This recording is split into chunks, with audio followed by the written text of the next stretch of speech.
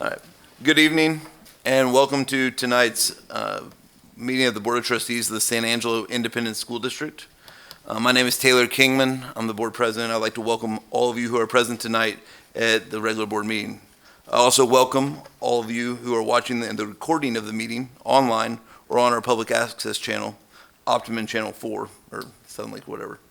We appreciate your interest in the activities of our students and the business of SASD.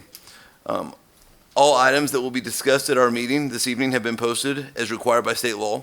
Also, as you may be aware, our board meets a minimum of 2 times per month, and most, if not all, of the items on our agenda this evening have been previously discussed at our earlier pre-agenda board workshop. As a member of the SISD Board of Trustees, we are here to set goals, listen to the reports from our superintendent, approve budgets, contracts, and personnel appointments, and to make policy for the district. Please keep in mind that our meeting is a meeting of the Board of Trustees held in public and not a meeting of the public. However, prior to taking any votes on any action agenda item, I will ask the audience members if they would like to make any public comments. Also, we have a public comments item on every one of our meeting agendas that allows anyone present who wishes to speak to our board team on an item not on our action agenda an opportunity to do so. If you wish to do that, please provide your name and contact information and the specific topic you wish to address on a public comment form located on the back right of the room. Should you want to speak on an issue not on our agenda, please listen and comply with the following rules. Each speaker will be given a total of 5 minutes or less. You will be notified when your time is up and you are to stop speaking and return to your seat. Please respect the privacy of others and refrain from identifying students, employees, or other community members by name. And disruption of the meeting will not be tolerated at any time. Comments on any subject, whether positive or negative, should be courteous and respectful. And any speaker with a specific complaint about a district employee, decision, or operational issue should process the complaint through the appropriate mechanism, which is the district's formal grievance process, and speakers with a specific complaint will be referred to the district administration office for information about the grievance process. Also, please understand if you speak to us on an item not on our agenda that the board cannot reply to you except to thank you for your comments since the matter has not been posted for discussion. In compliance with state law, these proceedings are recorded and will become a part of SISD's permanent legal record. In order that the recording will adequately reflect the proceedings, I ask that you please refrain from talking while others are speaking, and I also ask, as I remind my fellow board members, to turn off or silence your cell phones. Thank you for being here and for your support of SISD.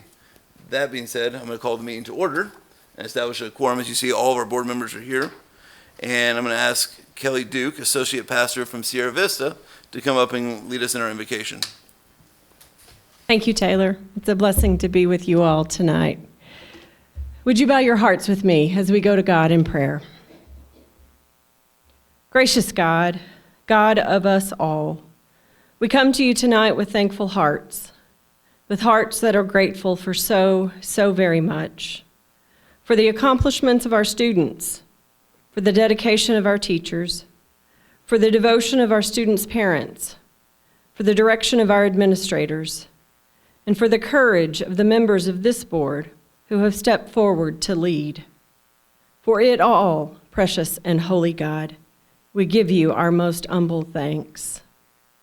And because we know how generous you have been with us, we also pause this evening to ask your guidance, to ask your presence to surround this board as they make decisions for this school and for this community. Guide them through this meeting, making their time and their conversation as productive as possible, and letting the topics of this evening be pleasing to you. Give this board rest from worry, and provide them individually and collectively with peace to trust in the outcomes of tonight's gathering. Dearest Holy One, as we revel in this summer and look forward to the new school year, we ask your gracious Spirit to touch all that we do.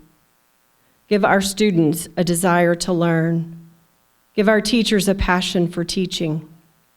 Give our support staff hearts for serving others. And give our administrators wise and discerning spirits and minds. Finally, we ask your blessings upon this school board. Grant each member patience, wisdom, and your never-ending grace. Give them the courage to speak and the sensitivity to remain silent as your Spirit leads. Most of all, help them to make decisions for these students as if these children were their very own. You are so good to us, gracious God. You have blessed us with so much, and we pray this in your name as the one who was, who is, and who always will be. And all God's children said, Amen. Thank you, Kelly. Now, if everyone please stand and turn their attention to the flags, we'll lead the Pledge of Allegiance. We don't have students here, so we're going to do this together.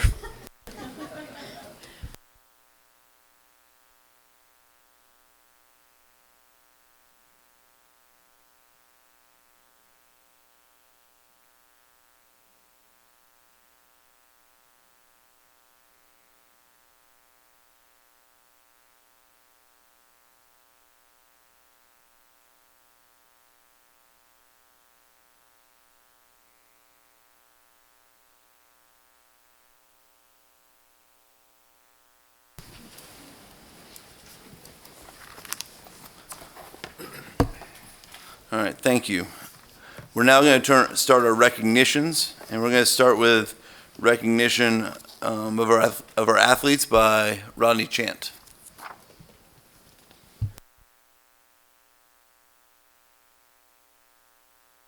Thank you, Dr. Kingman, Dr. Deathloff, Board of Trustees. It's an honor to recognize the Central Bobcat boys golf team tonight, led by Cal Errett.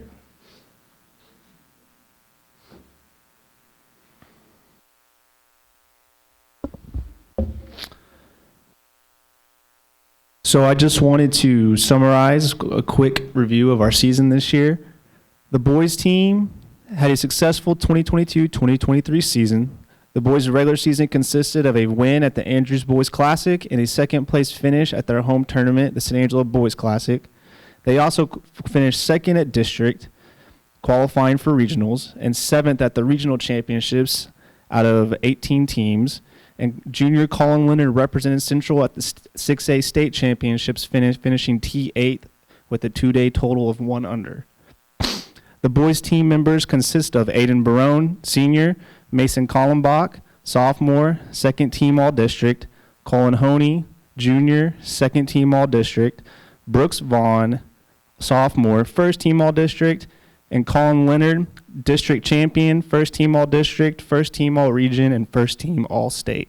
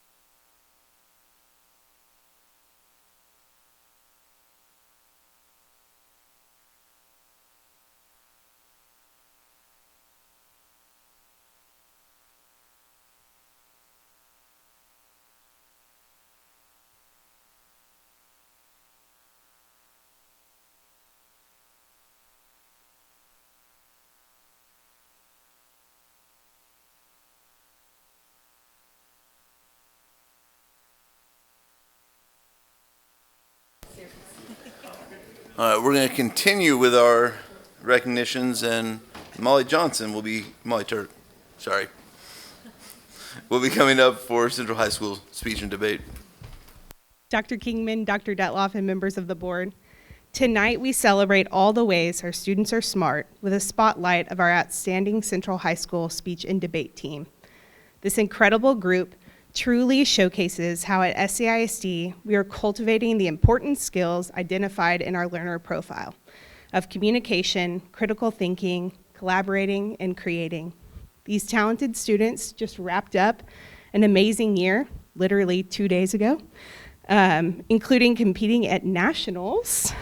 So at this time, I'm going to pass it over to Mr. Evers to tell you more about their year.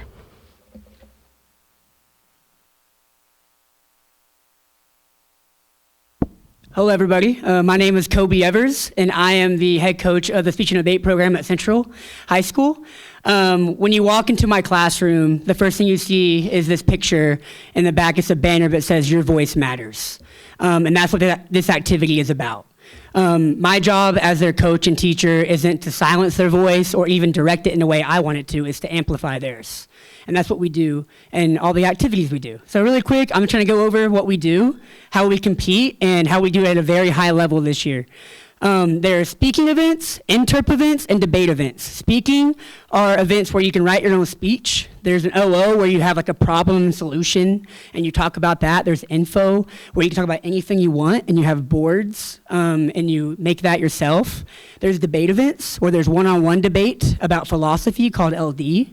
There's 2-on-2 debate called CX, it's about policy, and there's congressional debate where there's different pieces of legislation written by high schools, and they get to go up there and fight for or against the piece of legislation and ask questions about it and things like that. That happens all around the state and the nation. It's really, really cool. And then interp events are where you could pick from movies, scripts, books, and you perform. There's funny, there's serious, there's really good, impactful things. Especially things going around in the classroom in the world today, their voices are the things that they want to talk about. And we don't shy away from those hard things. We attack it and we let them perform and talk about those things. And that's what is important. And this year we did it at a very, very high level. We perform a lot of different circuits. There's UIL, there's TFA, there's 2 different national circuits, and I'll just go through real quick our results for the year. I'll go ahead, it's at the end of this, but I'll go ahead and mention the national tournament we just came back from. There were over 2,000 schools, and we finished in the top 20, being in the top 1% of the whole nation. And we had a lot of breaks in semifinals and quarterfinals, and we also had a national champion in program oral interpretation. And that video is circulating around the internet right now. If you haven't seen it yet, I would recommend you see it. But that takes the whole team and a village. The way we do in my classroom is we help each other with these speeches and these programs. So a one win is everybody's win, and that's what they would say. Because I teach constructive criticism and helping each other and celebrating each other every day in class. So a one win is everybody's win. So this year, TFA is the regular season tournaments we go to. We went to 15 and we won every single one of them this year. We have to travel all around the state because we're in the middle of nowhere. So we go to the Dallas area, the Houston area, the Austin area to chase that competition, the Panhandle area. And these kids compete. People always ask me, what's your season the whole year? We start in August and I just ended last week. So there's not a fall and spring, it's the entire year. We compete throughout the whole year and mostly every weekend at different places. And this year, out of all the schools competing, we had the second most qualifiers out of the whole state, behind Seven Lakes, a very, very big program as well. And we just did awesome at the state tournament. We had a few finalists. We had a humorous finalist, a poetry finalist, duet acting. That shows that we have a lot on different levels of different types of things we do. And that's the picture of the team right there. Some more pictures of me and the finalists, which is awesome. And then there's UIL. So UIL, there's a lot of different events. Like I mentioned, Congress is one of them. And we had 2 finalists in 6A this year. Jack McLaughlin and Annabeth Dusek. She got 8th place, which was the highest ranked woman congressman in the whole state this year, which is awesome. And then the other events, prose and poetry and LD and things like that, you have to go from district to region to state. And we won district. We took every single spot but 2 in our district. And then region, we won region against the team that won TFA state and got top 5 in the nation this year in Plano West. So we had a dominant performance in UIL. And then at UIL, we got 5th place overall in 6A. And we had 3rd place poetry, 5th place prose, 5th place poetry, 5th place LD, all across the board. And we had an extempore there as well. We did really great in UIL. And another thing is the National Individual Tournament of Champions. This is the first time that we actually went to this tournament because it's a growing national tournament. And we're so excited that you let us go, and we're continuing to go because we really, really showed up. We got 4th place out of the entire nation, over 100 schools, and all the top schools at the national tournament we were just at are at this school, or at this tournament. So this really showed us that we can do it at this tournament, and it really helped us out. We had 5 finalists in prose, poetry, POI, HI, and that POI that won nationals got 4th at this tournament. So it showed us that we can do that. It was really, really awesome to continue to be part of those big programs and to have San Angelo on the map. That was in Minnesota this year. We took 15 kids to that one. That's another picture of the awesome finalists. In duet, we had 5 teams to make top 30, which was really, really crazy and unheard of. Like, we just did really awesome at that tournament, and we had a great time. And then, real quick, nationals that we just went at, to qualify for this tournament, you have to go to a certain tournament and get top 2 or 3 in your event, and we took 16 this year, which is the most out of our district by far, and that's where we just went, Phoenix, Arizona, and we just got back 2 days ago. Around 2 a.m., and these kids did an awesome job. Like I've already said at the beginning, the results we had were incredible. National finalists, multiple people getting very far. Our humorous interpretation, Auburn Jamison, got 7th place, 1 away from making finals as well. So we did really, really awesome as a team, and I can't speak about how proud I am of each and every one of them. I'm thrilled still. I'm so excited to be a part of that. And already talked about that. And there's some pictures of her performance. Up there is Auburn. She does funny things in her HI. I wanted to add that. We do some really cool things in this program. And before we go, I wanted to kind of explain the way it works is when you perform and compete at tournaments, you go to other schools and you go to those tournaments, and they host the tournament. We always host a tournament in November, and it's a swing tournament. And that means the Freshman Center and us, we put it together where we have 2 big tournaments, Friday and Saturday. That means schools from all over the place. And our tournament has been one of the biggest in the state the last 3 years I've been here. Plano schools come, Flower Mound comes, people all across, like Lake Travis came last year, people in our area. And we have so many kids, they come and perform. And what we need for that are volunteers to judge, volunteers and businesses and restaurants to have food for us, for all the judges. And in the last few years, they've been so great at that, supporting us. So if you have any questions about that, it's coming up in November, please email me. Anything you can do at all, judge, help out with food, anything at all. It's going to be even, I will say, even way bigger this year, since a lot more people know who we are and what we do, and they want to be a part of it, which I'm very, very excited about. It's going to be a lot, but I'm excited. That's what we do it. So I hope that you heard a little bit about how their voices are heard every day in my classroom and on these competitions. And what we're going to do, there's so many people, there's a lot of kids, I will say, in my program, there are over 120 kids on my program this year, and about 50 to 60 consistently compete with us, which is an incredible amount. I invited all the kids that qualify for the national tournaments and the state tournaments, but a lot of them are out of town or couldn't make it, but these are just some of the people in our program. But today, you're going to have a treat today. We're going to have one of our students perform for you. And what this is going to be, this is the poetry that got 5th place at UIL 6A State. It also got 3rd place at TFA State and 3rd place at the national tournament in Minnesota. And what this is different poetries put together to perform like a program, and it's about 7 minutes. And the person performing is Sophie Scott. She's a sophomore, so she's going to be a junior, and she had an amazing year. And you're going to enjoy this performance.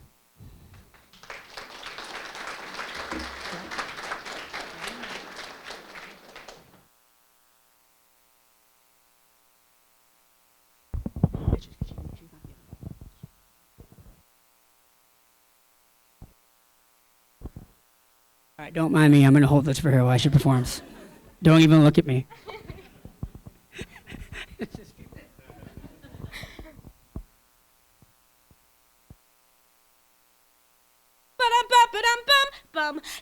Mario!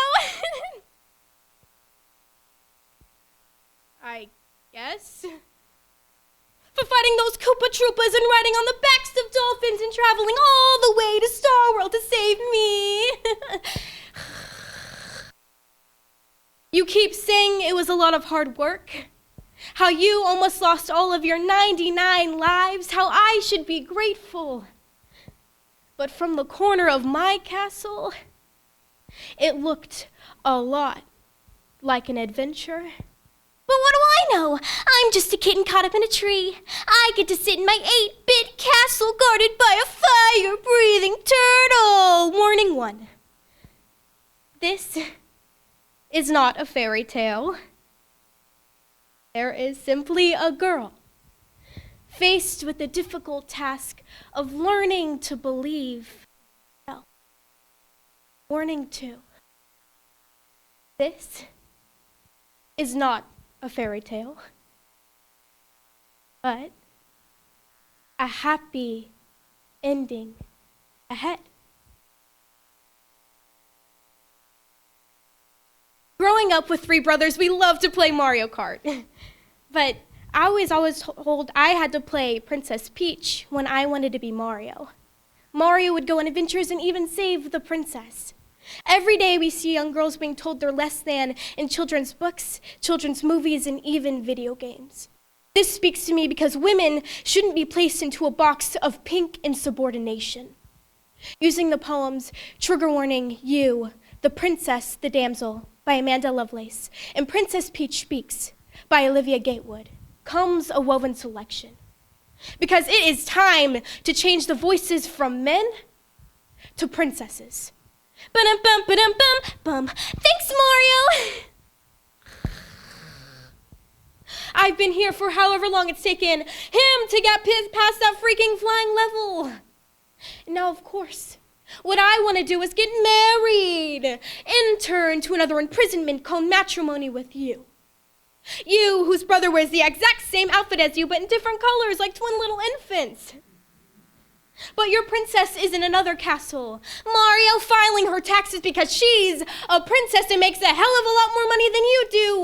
Mario, when she needs her toilet unclogged, she'll call you. Mario. Birds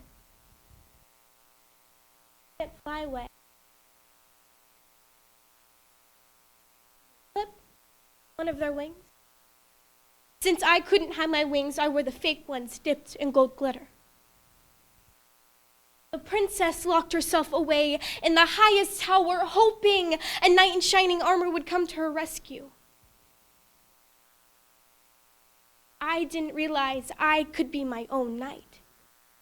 Mario, your princess is in another castle. I don't know. Preparing to inherit rule of an entire country? Princess Peach got work to do. Princess already brushed her hair today. Now Princess got to make some phone calls, answer some emails, get her ball gown fitted just right.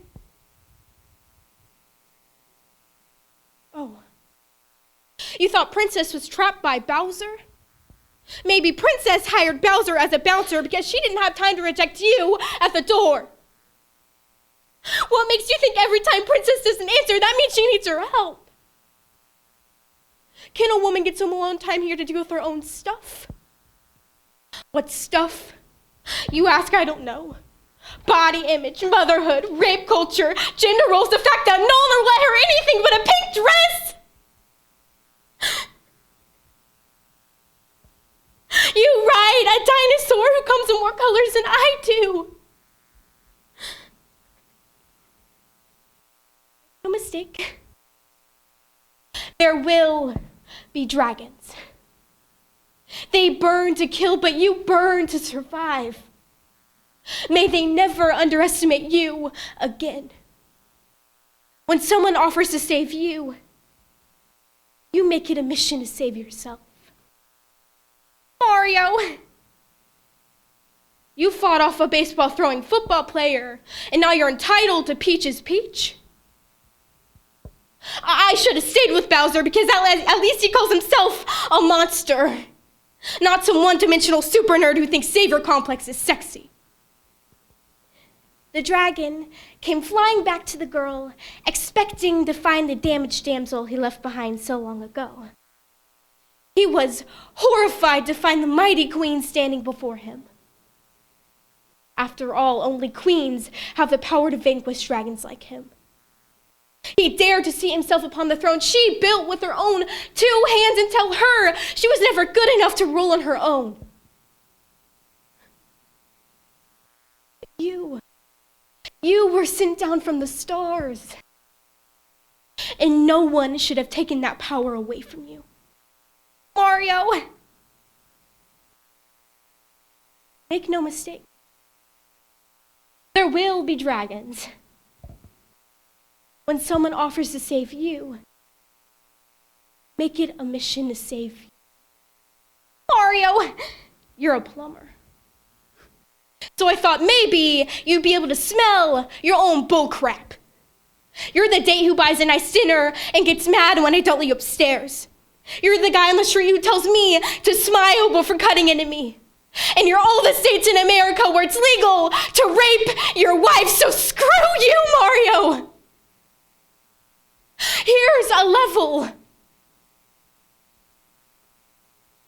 You can beat it. Get a life. So the princess jumped from the tower and learned she could fly all along. She never really needed those.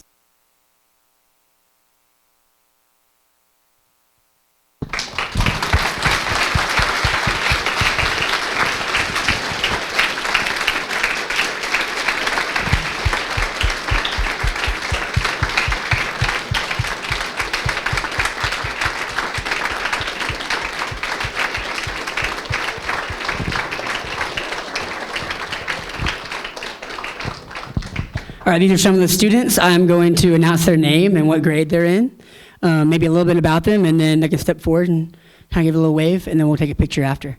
We'll start down here. Senior just graduated, Nevaeh Hernandez. She was national qualifier in informative speaking and also UIL state qualifier in extemp speaking. So. Auburn Jamison, she's going to be a senior. She got 3rd place in humorous at TFA State and also 7th place in the nation in humorous just now in Arizona. Brennan Wood, graduated senior. This year at Nationals, there was an event called Extemp Debate where you get 30 minutes to prep and you debate against somebody. And there were over 1,000 entries and he got 14th. He won 7 in a row to go that far. We're going to miss him. Good job. And she's going to be a senior, Ashton Droll. She was a UIL state qualifier in LD, got 5th place in the state, and also TFA state qualifier and national qualifier. Good job. And then going to be a senior, Bella Royer. She just won the national championship in POI in Phoenix, Arizona. She also got 3rd place in UIL 6A state in poetry. And she had a great year and everything else as well, so good job. And then Matthew Martinez is going to be a senior. He qualified for NITALK, the tournament in Minnesota in duet, and got top 30 in that. He also qualified for TFA State in duet, and he had a great year. Grace Valdez is going to be a senior. She had an awesome year. She qualified for TFA State in congressional debate and also went to nationals in congressional debate and also did speaking events and made it far in duet acting as well. She does it all, so good job for her. Brittany Hebert, she is going to be a senior. She got 6th place in the state in duet acting with her partner Jack McLaughlin. They also got 9th place in the nation in duet acting as well. And she went to nationals in POI this last week. She had a great year. And then Sophie Scott, she's going to be a junior. She got 5th place in UIL 6A State as a sophomore. She also got 3rd place in poetry at TFA State and 3rd place in the nation at NITALK in poetry and 4th place in the nation in prose. And she went to nationals this last week in humorous as well. So she had a great year. And then Jace Jackson, she's going to be a senior. Her and Bella Royer were duet partners, and they got 9th place in the state at TFA and also 12th place at nationals in Minnesota. So she had a great year as well. And a lot of students that did great this year couldn't make it tonight, but this is just a great group that shows what we do matters and what they do and what they believe is what this is about. I hope you listened today and saw this today and realized that our future is in great, great hands. So thank you very much.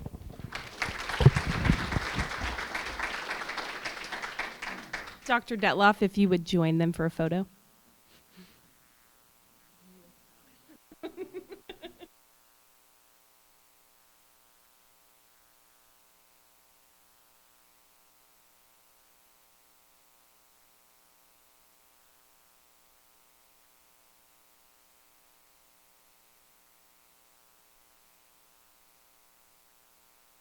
Parents, if you'd like a photo, please come forward before they scatter.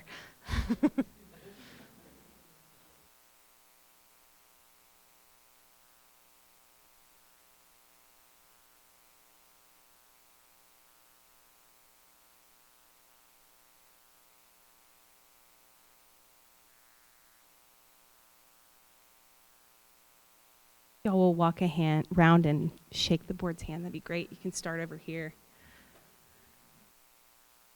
Congratulations. Great achievement.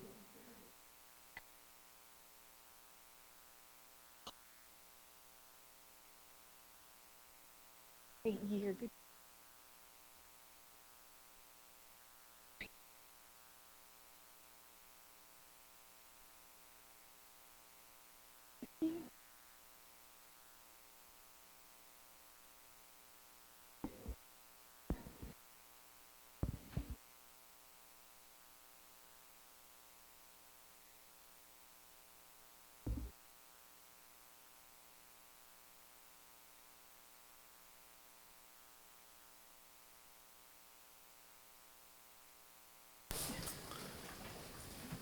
So we are going to continue with our recognitions, and now Molly Turk is going to give us recognitions for the Central High School indoor percussion.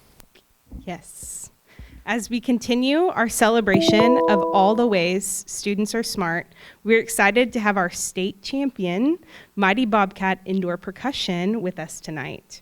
These musically talented students and their director have wonderful achievements to share. Before turning it over to Mr. Caleb Leonard, Central High School Percussion Director, I want to note that San Angelo ISD extends a proud congratulations to these students and commends their ability to come together to make beautiful music. Mr. Leonard, if you'd like to come forward.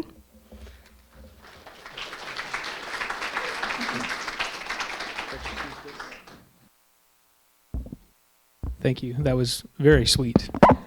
And it's hard to follow up Mr. Evers since he does literally speech and debate, and I just teach drums. So if I stutter, just think it's a musical mistake with my voice. So yeah. So guys, if you want to come up to the front, yeah. These are not all of our students that we have in indoor percussion, but there are a lot, and we actually have a couple seniors who have already graduated, who decided to come back and have one more last hurrah before they go on with their new adventures in life. So this is our largest indoor percussion group we've had yet. And if you don't know anything about indoor percussion or what that is, if I get my slideshow going, I think I can do sound system stuff, but when it comes to slideshows, I'm a little bad about this. So about our road to state indoor percussion.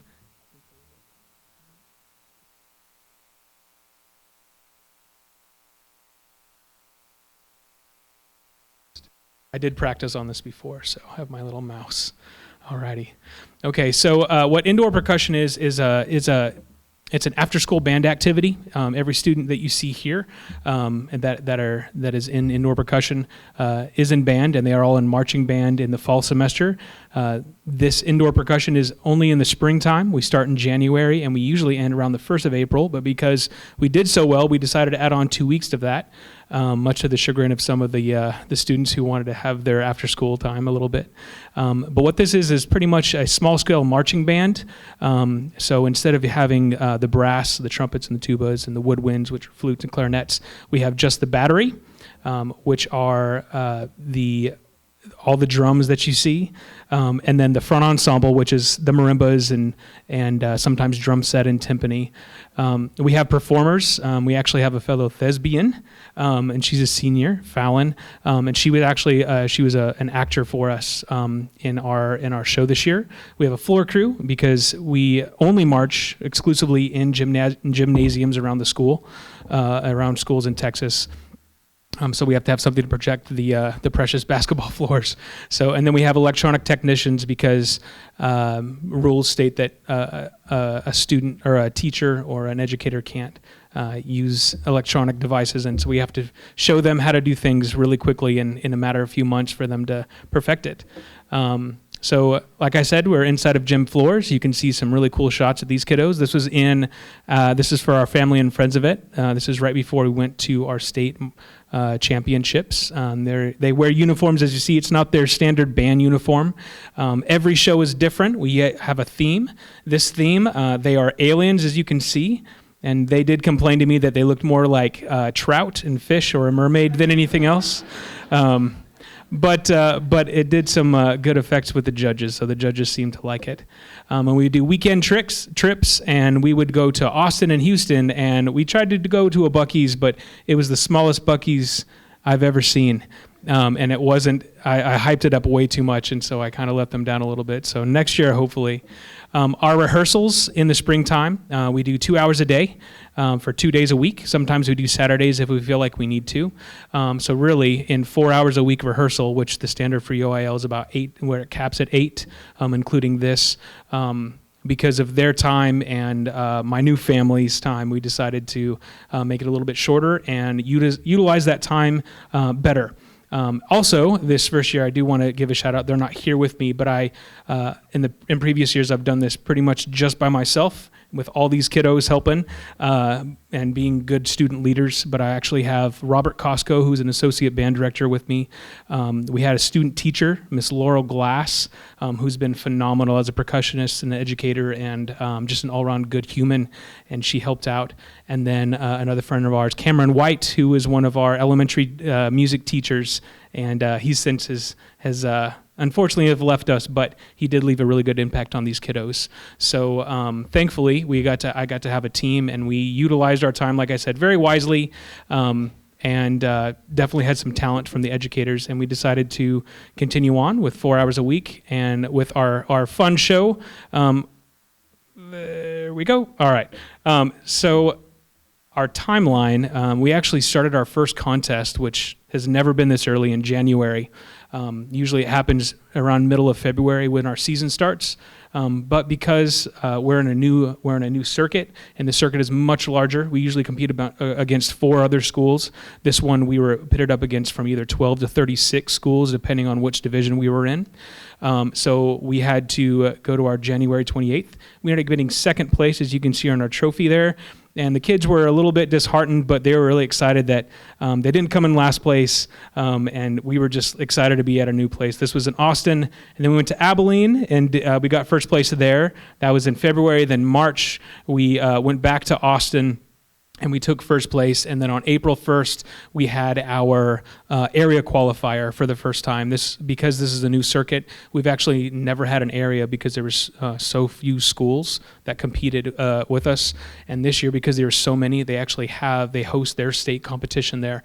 And so while that was a great goal for us to reach, I just wanted the kids to have fun. This is new. We were competing with very large schools in the Houston area, in the Dallas area, in the Austin area, just in our size. So it was nervous and exciting all the way through. And on April 1st, in our area qualifier, we not only qualified for state, but we broke, out of 100 points, we broke 90, which is very, very rare for someone to do, especially that early in the season. You usually don't see that until state.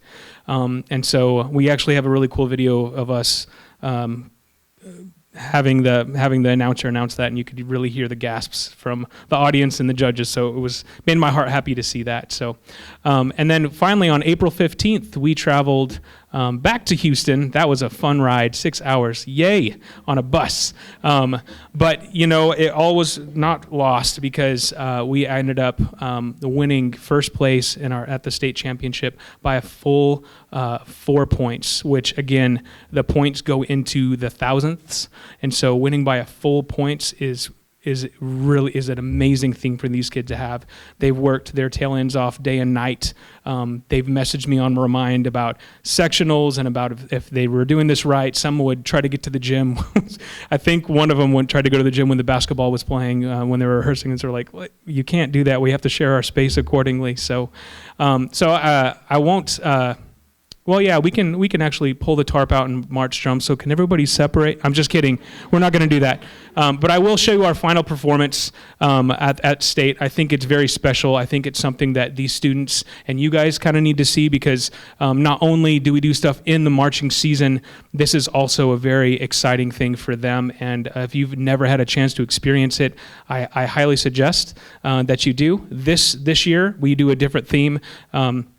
And so, like I said, the students are aliens, but we did a variation on the War of the Worlds, and our wonderful actress here, Fallon, she played a gentleman turning on the radio in the 1930s and not realizing that it was just a radio broadcast of a story. And so her imagination runs wild, and that imagination comes to life with all of our students who are the aliens. So you'll see commercial breaks and all that fun stuff inside of it. But this is what 4 hours a week happens with students.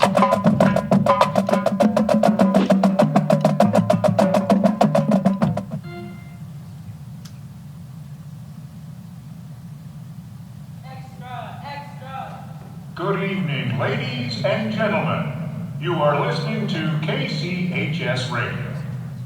We now proudly present tonight's radio drama, The Invaders from Mars, brought to you by Ralston Whole Grain Cereal.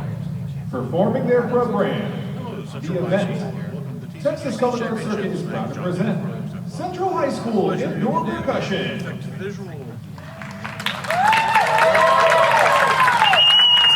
Today is Saturday, April 15, 1938. The skies are clear, with no precipitation forecast. We are here live at the Ritz Ballroom, where we will be listening to the music of Duke Ellington. We interrupt our regularly scheduled program with some breaking news. Multiple unidentified objects have been spotted entering the Earth's atmosphere. The government is urging the public not to panic, but to remain indoors. We will bring you more information as it becomes available.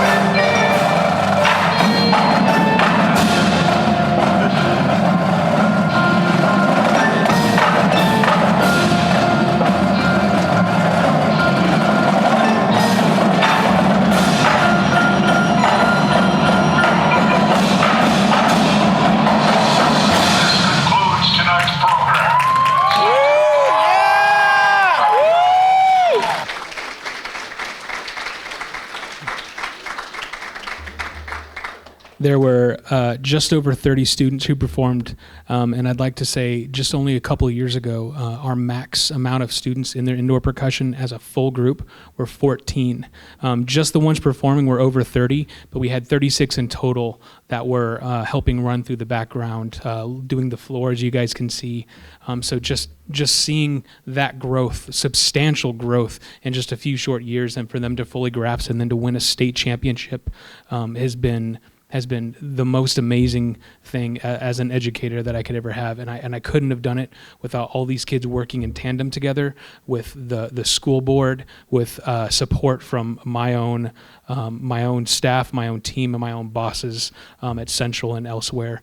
So I couldn't say thank you enough for all this, especially for our boosters who made us all these really amazing shirts, and then them for their support as well.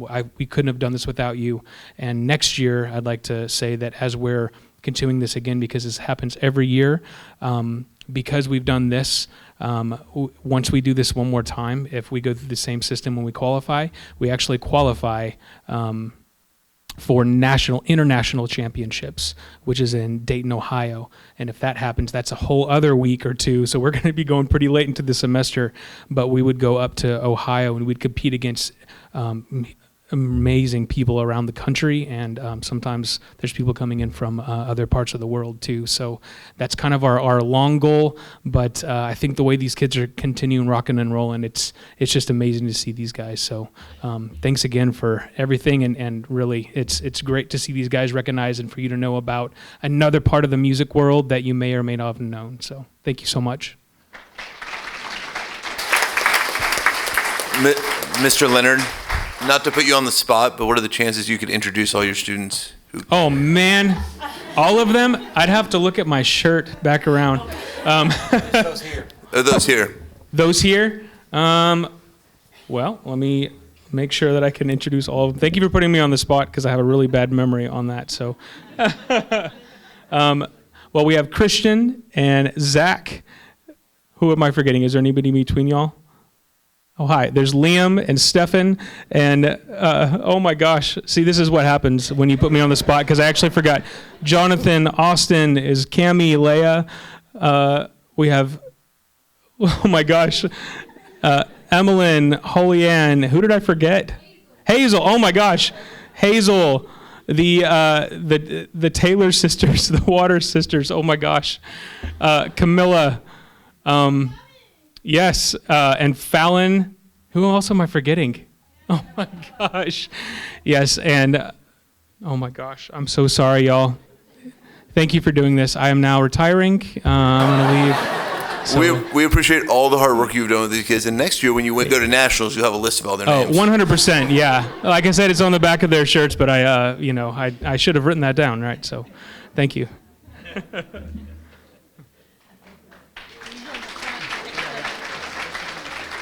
Dr. Detloff, will you join them in the front for a photo?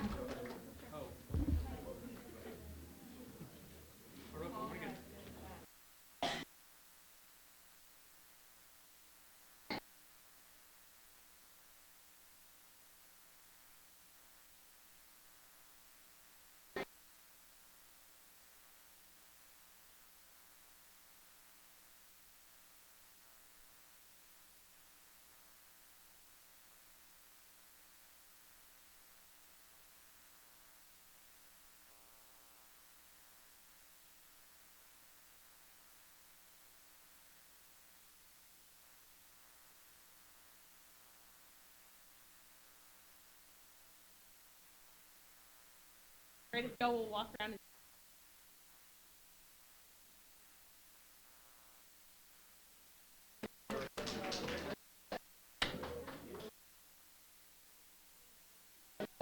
And Anna Wiegand. That's the last person I forgot, so.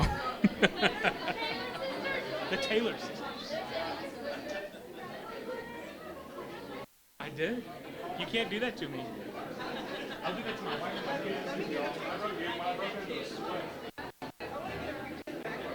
Oh, yeah. Yeah. Of course. Thank you.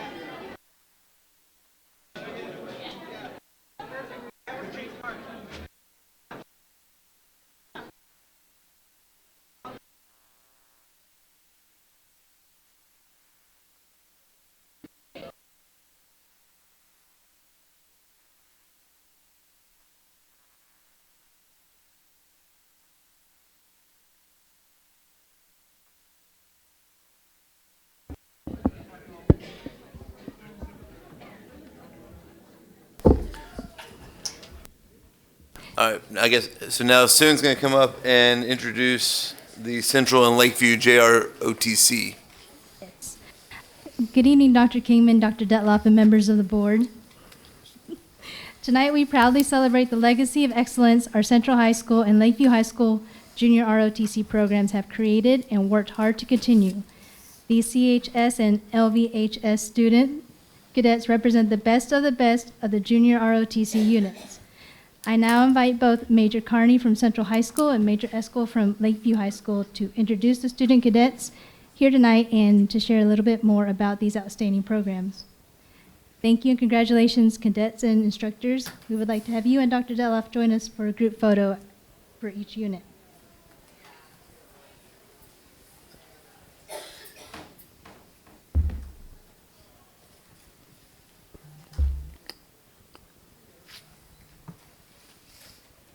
Good evening, ladies and gentlemen of the board, guests.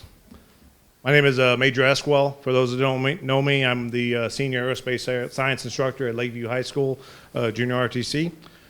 With me tonight is Technical Sergeant Sandra Bradley, and then former cadets Amalia Alvarado and Damian Davis, as well as senior cadets Kelsey Dermo and Delilah Davis.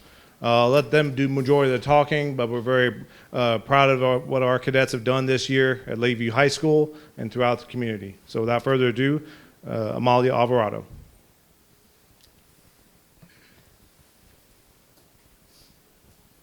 Good evening. My name is Amalia Alvarado, Corps Commander for the Fall 2022 semester. I would like to take this time to summarize our 8 core goals and highlight some of the achievements towards our goals. Our first goal was to achieve a 95% average uniform wear for the whole Corps. We ended up exceeding our goal with a 96.71% uniform wear average for the year. Our second goal was to have at least 40% of cadets to join at least one competition team. We exceeded this goal by having 50% of our cadets compete. Our third goal was to achieve more than 25% of the Corps' population on the A/AB honor roll. Goal number 4 was to work with Lakeview High School organizations on at least 5 events to help support Lakeview High School and foster school pride. To this end, we supported the Chiefs athletes team by presenting the colors at their games and operating the inflatable run-through tunnel. We also partnered with the Vadaland and the Spanish Club on 2 blood drives in which 117 pints were donated. We hosted a first ever school-wide color run with the National Honor Society. Goal number 5 was to recruit 50% of the cadet enrollment from Lakeview population and perform a minimum of 4 events to our elementary and middle school feeders as part of the new cadet recruitment. Our 6th goal was to pick up trash on the Lakeview campus every 3 weeks. Goal number 7 was to collaborate with off-campus community organizations, specifically the first one, the Rest Street Administration, where we helped feed the needy on several occasions at their neighbor's cafe. The scorekeeping at the San Angelo Karate Institute Regional Tournament, operating the game booths at the San Angelo X Lodge Children's Fair and the Goliad Fall Festival. Our final goal was to encourage involvement in the community by attaining 2,000 community service hours for the Corps, averaging approximately 25 hours per cadet. Our services efforts included the presentations of the colors at 30 events for the school and community, and marching in the homecoming parade, and the San Angelo Veterans Day Parade. All told, the aforementioned service resulted in the Corps accumulating over 1,750 service hours with an average of 23 hours per cadet. And now, Damian Davis.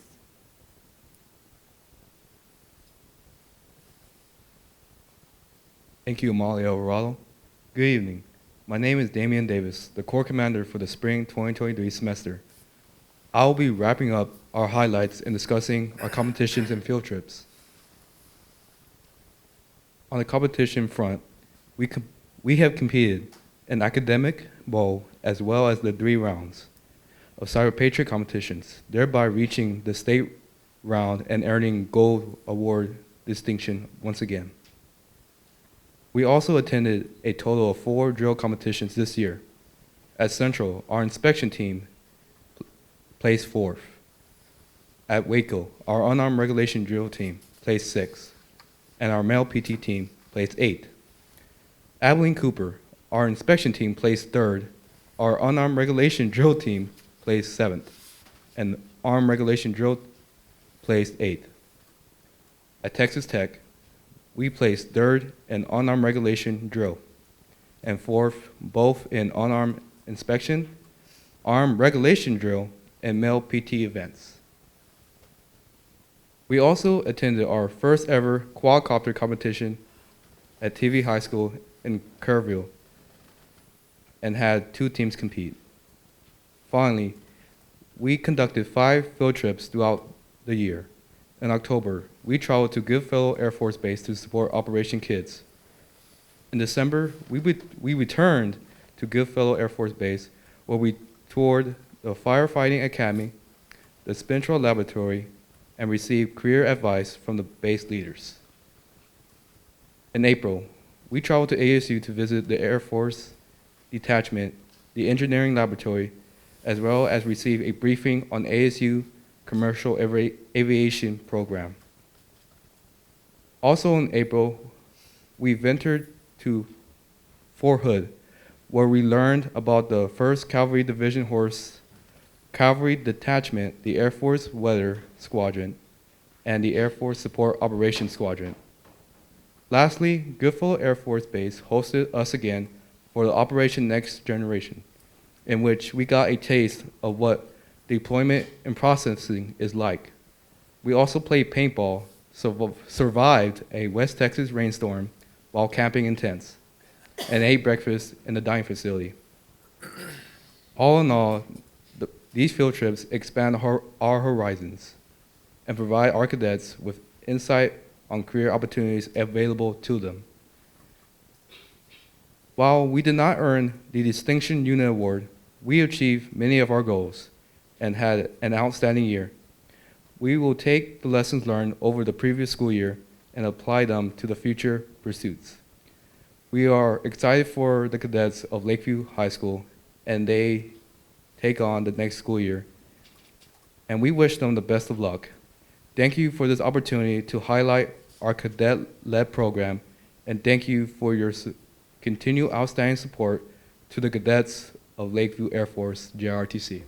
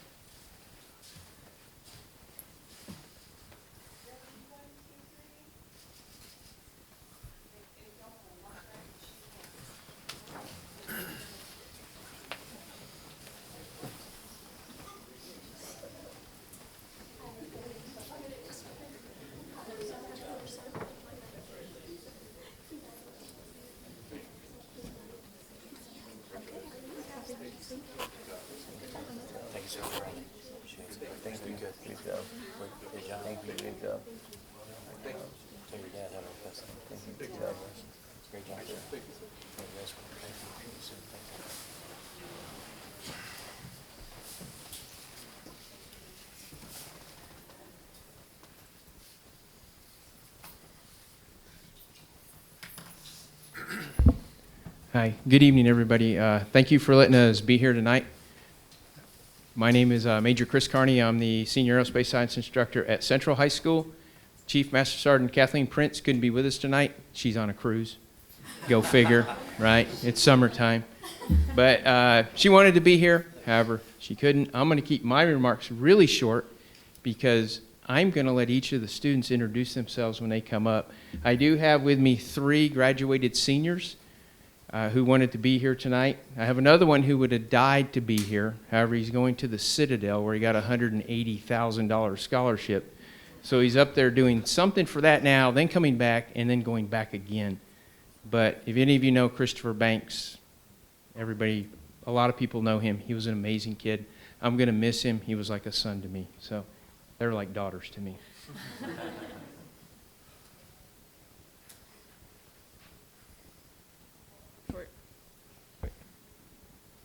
Hello, I'm Cadet Colonel, or I used to be Cadet Colonel Veronica Ross, and I was the special assistant to the SASE back when I was still in JROTC. And next semester, I plan on going to ASU and studying and majoring in criminal justice and joining their ROTC program there. So later on, I can join the Air Force, get a commission, do them, be an OSI. It's a fancy word for detective. Anyways. So I'm just going to talk about some of the things that we went over, like the missions that we met and the goals that we met for ROTC this past year. As the mission of JROTC is to develop citizens of characters dedicated to serving their nation and community. We do a lot of community service, like a lot. I don't think I ever really had a weekend off, to be honest, throughout the school year. We completed 3,419 hours in community service. And that is not limited to assisting Central High School in their 9/11 ceremony, providing spirit teams for all Central football games, which is us just being really loud and cheerful in the corner, teaching flight etiquette to the surrounding elementary schools here, and a trail life scouting organization, helping with 6 Veteran Day ceremonies at local schools, including Ballinger High School, where the flags tried to fall over on us. Hosting our annual pancake breakfast for teachers and staff, as well as our annual custodians dinner, which you just do a little cookout for them, something nice. And providing color guards at community and school events to include the National Honor Society's induction ceremony, as well as assisting in ASU's ROTC's Det 847 in their flag, what they do for their flag for their football. I can't speak. Moving on. One of our biggest strengths is all of our color guards we get called on each year to conduct. We conduct more than 40 color guards, and this is to conclude, oh my gosh, I can't speak, hold on. District convocations, multiple central events, middle school and elementary school events, various local community events, annual fundraisers for Fort Chadbourne with the War on Terror Medal of Honor recipient, which this year was Sergeant First Class Leroy Petrie, which he was back in when Afghanistan was happening. He just took a bomb to his arm, so like heart robotic. That's really cool. We also participated in 2 parades, including the San Angelo's Veterans Parade. Excuse me. We also definitely do a lot of community service, obviously, but that doesn't mean we don't skip out on some fun. One of our cadets' favorite is participating on drill teams. I know it's definitely mine. I love working out, so obviously I'm going to be on the PT team. And we competed at some 9, a bit over for the PT people just because they're cooler. And we brought home about 37 trophies, which most of them were also brought home for the PT team because we're cooler. We had planned 2 others, but it either got canceled or it conflicted with other events because we're just that busy. Now I'm going to pass it on to Cadet Colonel, not Cadet Colonel, that would have been cool though, Chief Master Sergeant Fernandez.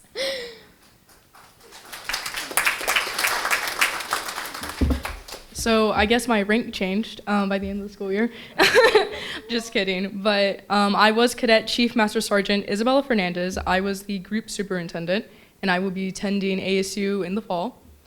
So we started off the school year with a trip to Fort Hood with the entire Corps to tour an Air Force Special Operations Unit, which I'm not sure if you know, but taking like 14-year-olds to an Air Force Special Operations Unit, yeah, had to keep an eye on them for sure. They got to be in like military grade trucks and everything.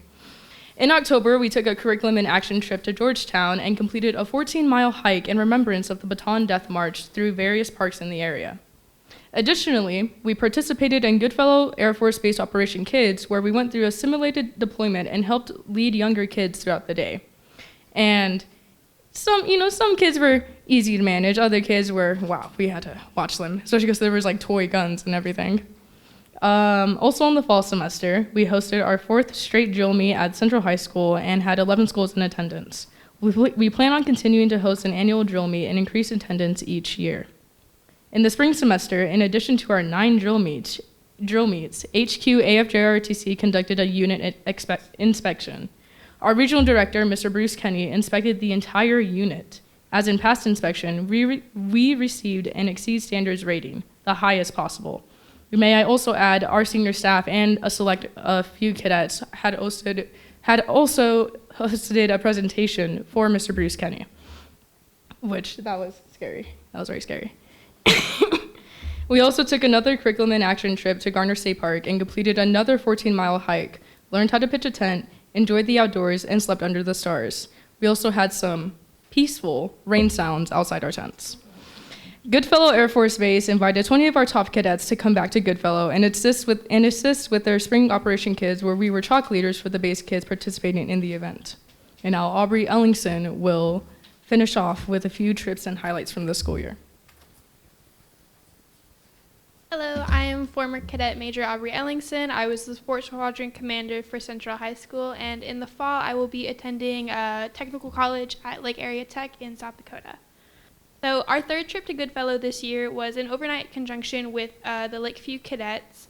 We got to do a lot of fun stuff. We got to learn about perimeter security of our campsite. We got to learn the basics of site security, as well as what they do with their robots. And then we also got to learn some very fun medical stuff. So if you've ever had a tourniquet put on, you know how much fun that is. So that night it was a lot of fun. We sadly weren't able to complete all of the stuff that we had planned due to a very crazy storm that came in, but luckily by then we were all cozy in our cots and our tents. So the next morning we ate at the base dining facility, which was like, I don't know, 6 out of 10, don't really recommend, but not bad. Any military in here will get the gist. So we were bused back to Powell, where we then hiked the 14 miles, which completed another baton death march to the Goodfellow Air Force Base rec camp, where we had one last barbecue here. So, and then to complete all of our trips for the school year, the seniors visited the New Mexico Space Museum, White Sands National Park, and Carlsbad Caverns, where they also completed a last baton death march, which is 14 miles or more. So, and to be sure that we were ready for the summer and to take on leadership positions next year, 41 of our cadets attended our summer leadership school at Hardin-Simmons University, along with 300 plus students from 33 other high schools. It's a very fun camp. It teaches our cadets leadership skills, as well as how to manage stress, how to manage time, and they get to make a lot of great connections for the next coming school year. So I've made a lot of good friends from other schools through camp. We also had cadets Alexander Bordner, Heidi Miller, and Lindsay Leba, who are currently earning their private pilot licenses fully paid for, as they were selected to attend the Air Force Flight Academy. We also have 2 cadets, Naya Reese and Morgan Gongora, who will be attending a Youth Leadership Conference, YLC, sponsored by the Dallas chapter of the Military Order of the World Wars. These camps teach them similar to what the leadership camps for our regular cadets is. It will teach them how to be good citizens, good people, as well as how to take all the skills they learn and come back and make both our unit, our school, and our city a much better place. So all in all, another productive and very exciting year for Central High School JROTC, and we look forward to many more to come. Thank you.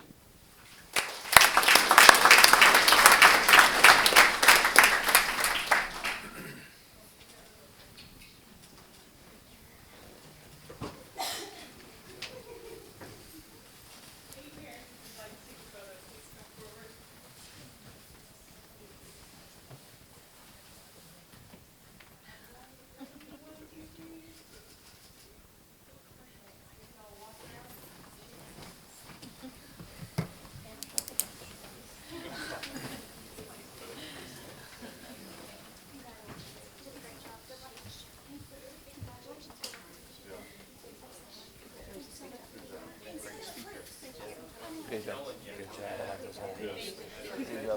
Great job. Great job. Thank you. Good job. Man, without vision. Thank you.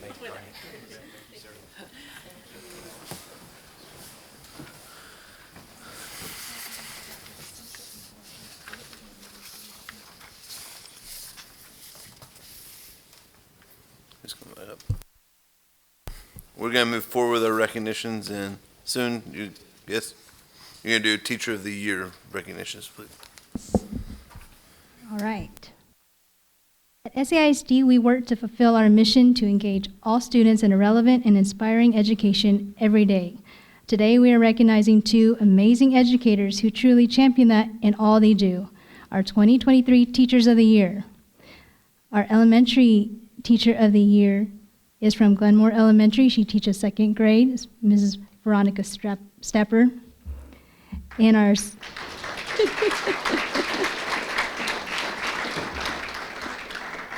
and our secondary teacher of the year is from Lakeview High School, chemistry teacher, Mrs. Rachel Brewster.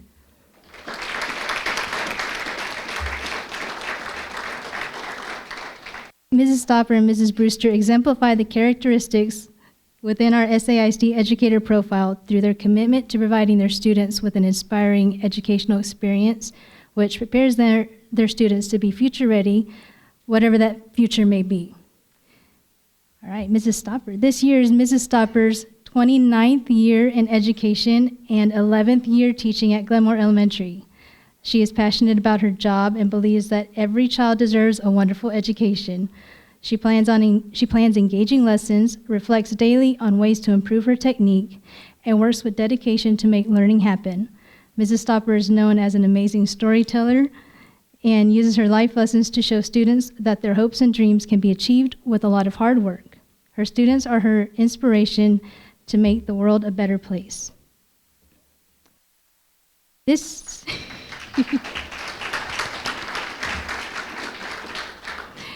year is Mrs. Brewster's 20th year in education and 11th year teaching at Lakeview High School. Third year teaching at Lakeview High School. Mrs. Brewster is as equally determined to provide her students with an education that enables them to be successful in any career path they choose, as she is determined to show them all that science has to offer. She actively seeks new and engaging activities and labs to reach her students and to ensure that joy and enthusiasm in science is demonstrated. She has had former students tell her that the labs in which they participated were their favorite activities to complete and helped them prepare for college. Some of her students have gone on to major in chemistry or find careers in a STEM field. We are so very proud for these difference makers and thank them for their impact both on their students' lives and their peers. From here, they will each advance for an opportunity to be recognized as Region 15 Teacher of the Year. And real quick, we'd also like to take a moment to thank Contra Educators Federal Credit Union for their continued support of the district and our difference makers as they provided the beautiful engraved awards for our teachers. Okay, at this time, please join me in congratulating and celebrating Mrs. Stopper and Mrs. Brewster. We would like to take a moment for a photo. So Mrs. Stopper, Mrs. Brewster, and Dr. Detloff, if you'll please join us down here.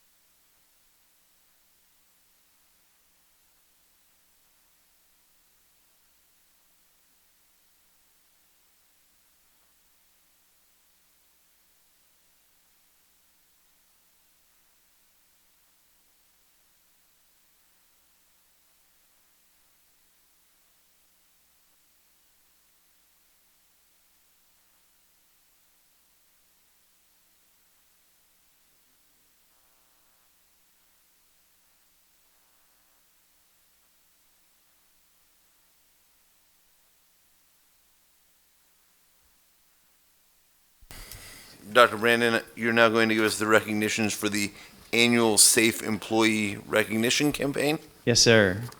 Dr. Kingman, Dr. Deloff, members of the board, on behalf of Workers' Compensation Solutions, I want to thank you for the opportunity to honor several of our employees. This year's 22-23 Safe Employee Recognition Campaign again gave us the opportunity to recognize and reward employees who demonstrated safety on the job.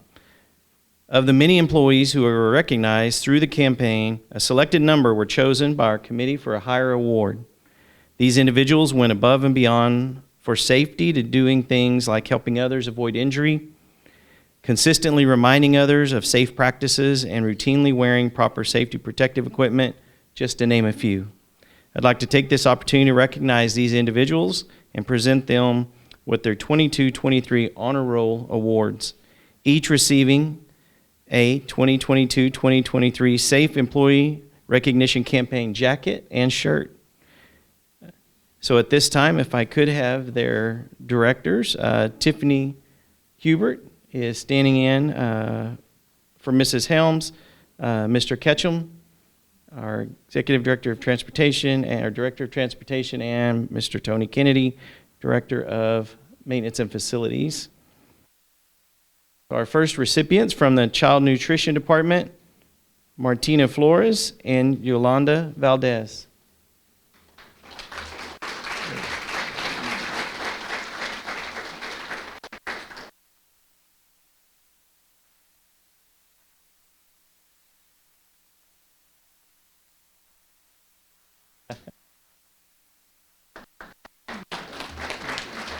And Dr. Detloff, could we get a picture with each one of the teams?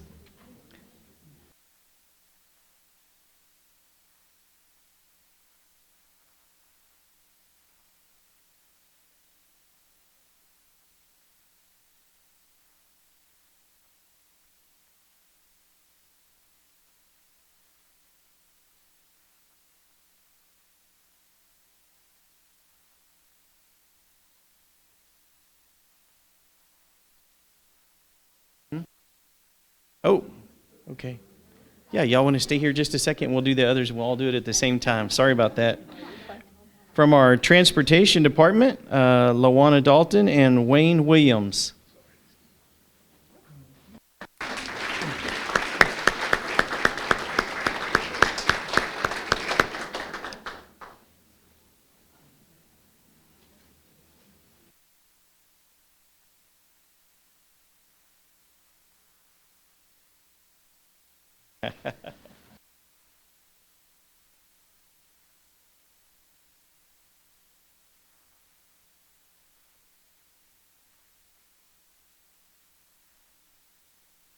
And then from our Maintenance Facilities Department, Augustine Martinez, Carlos Santa Ana, and Brenda Macias.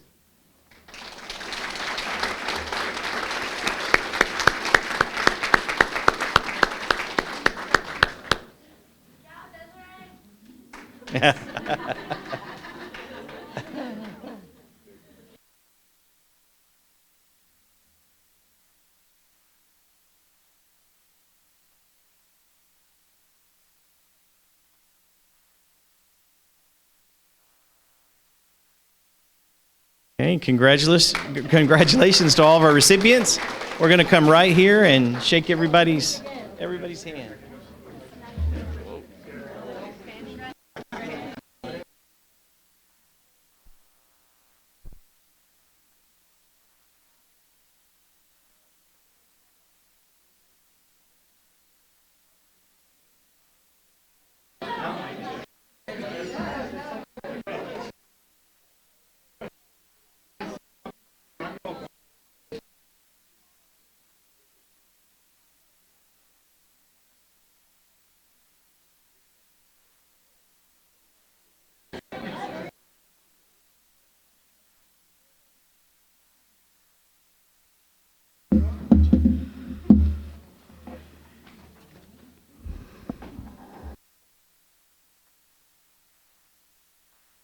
Dr. Kingman, Dr. Detloff, and members of the board, it is now my honor to recognize Mrs. Lisa Tacklett as the Texas Association of Teacher Educators State winner for the Distinguished Clinician Award.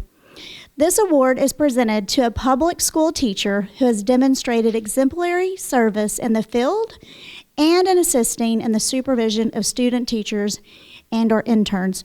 So Ms. Tacklett, if you'll kind of be making your way. Now I'm going to tell you, I promised her she would not have to give a speech tonight because she was officially recognized on June 5th at Incarnate Word in San Antonio, where she did have to give a speech. So here are some things that you might not know about Mrs. Tacklett. You know that she's made a significant contribution to education. She just finished her 26th year of service with SAISD, all at McGill Elementary. That deserves a round of applause. Mrs. Tacklett is a practicing clinician who has successfully mentored clinical teachers, formerly referred to as student teachers, because we do that in education, we change names. She served as a leader in her grade level, at McGill, and throughout the entire district. When she gave her speech in San Antonio, first of all, I was just beaming with pride that one of our difference makers was there representing SAISD at this level. But when you were around Mrs. Tacklett, just your why for what educators do, it just shines so bright. So I took some notes. Of course not on paper. So here are some things that Mrs. Tacklett said. The joy of being an educator is the fact that she gets to see students when the lights come on. It's an honor for her to celebrate their growth despite what any test may tell us. The fact that she gets to be a key player in developing their love for reading. She even may have talked about a former student who loved reading so much after being in her class, he may have gotten a Harry Potter tattoo. There was a student quote that she shared that just gave my entire body goosebumps.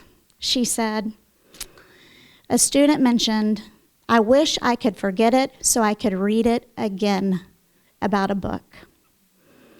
Not only does she spark the love for reading for her students while they're in her classroom and beyond, but I also learned she's most recently been invited to join one of her former students' adult book club. So they are choosing to read with her well beyond her classroom. If that's not a testimony to what a true difference maker educators are, and especially Mrs. Tacklett, I don't know what is. So please join me in officially congratulating Mrs. Lisa Tacklett.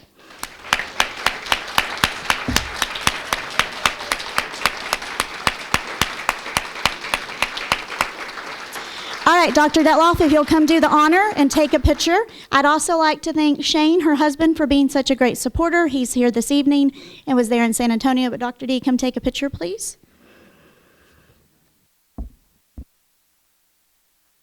You should have.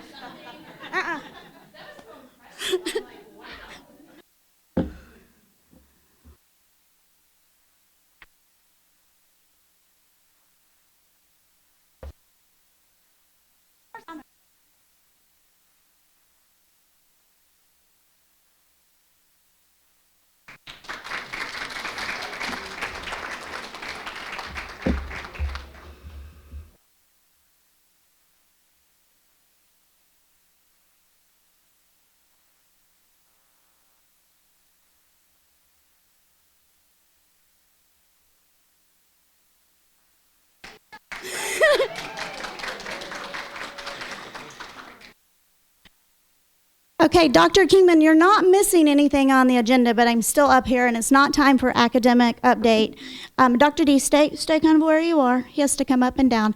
So now I have an unofficial recognition to also bring forward, and that's the formal introduction of Mrs. Jill Ross, our Central High School principal who is now in town.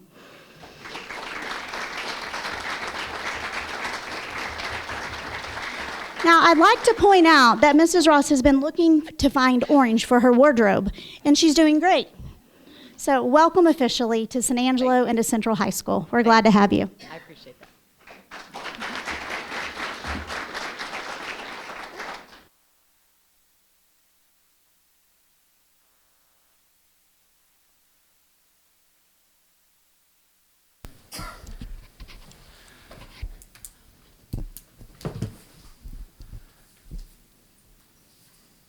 Waiting for some of our marvelous educators to go to their next event.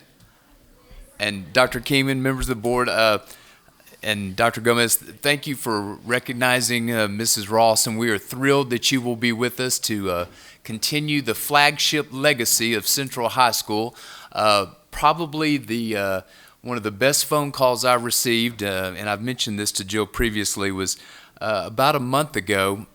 I received a phone call, and it was from Jeff Norwood, who grew up about a block and a half down the street from me in College Station.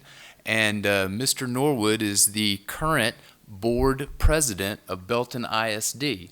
and he told me, unsolicited, he said, I didn't realize you were in San Angelo, but when I saw your name, I just wanted you to know that you were getting one of the best leaders and people of all time in the state of Texas, and you guys are going to be thrilled with what Ms. Ross brings to you. So we're just so excited for you to continue the strong foundation that is Central High School, and we look forward to completing your wardrobe in that orange and blue, and we just are thrilled that you're here, and thank you for sharing your expertise with SAISD.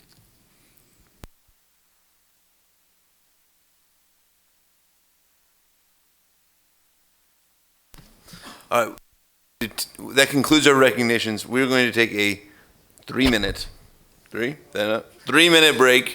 and then we're going to be right back.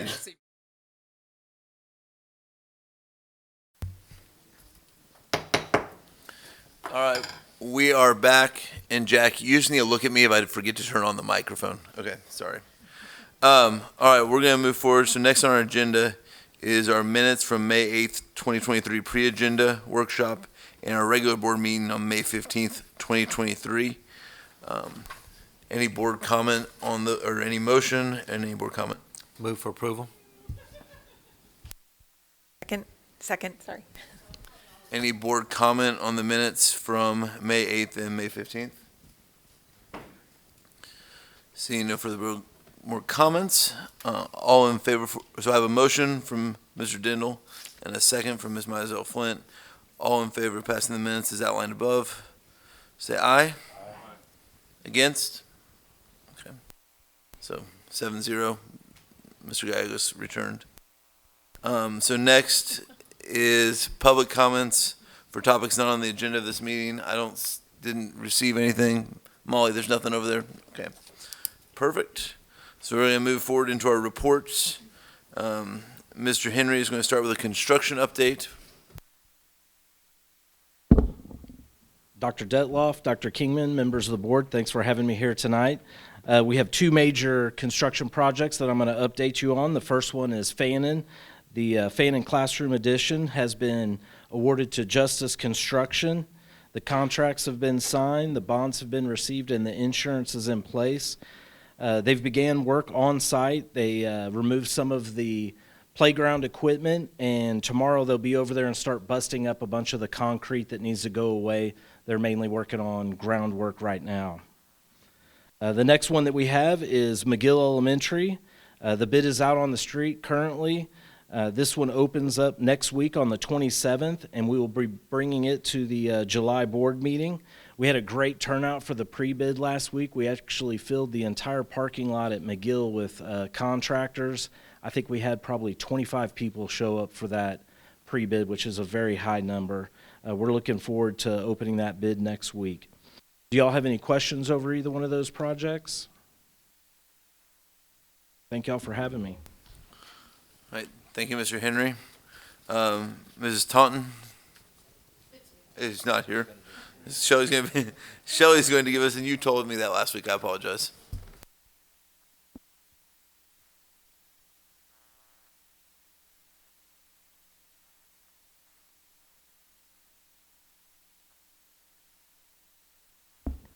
Good evening, Dr. Kingman, Dr. Detloff, members of the board. This is the public hearing for our ESSA consolidated federal grant.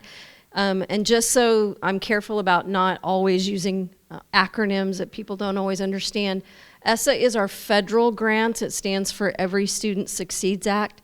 And we apply for our ESSA grants, also called our title funding.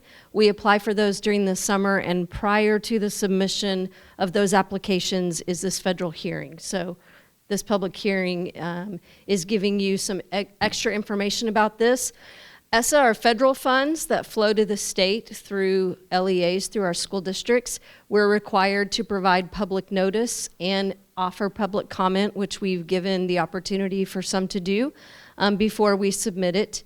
And it overviews what our plan is, and it's required that we reserve a portion of these entitlement grants for homeless students, parent and family engagement, private nonprofit services. So Some of that grant money goes to private schools in our community, contracted services, and then indirect cost.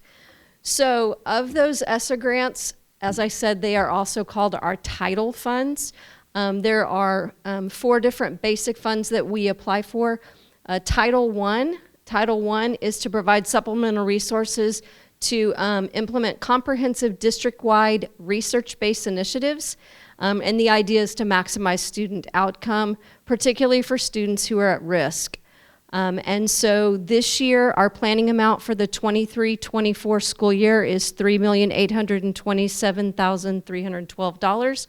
And our tentative plans for that is that we will use that to fund campus staff, including this is where we pay for all of our elementary interventionists, so our reading and math interventionists. This is how we provide paraprofessionals in our pre-K programs. It also goes for a lot of our professional learning activities and instructional materials and equipment. Title II, the purpose of Title II is for preparing, training, and recruiting teachers, high-quality teachers, and campus leadership, our principals. And our plans this year for our Title II money are for intentional professional learning and instructional coaching, and we're going to talk a little bit about some of that coaching later that aligns with our goals. So when we are doing things that we're planning to build up our teachers and our leaders, often the federal funds we use for that are Title II funds.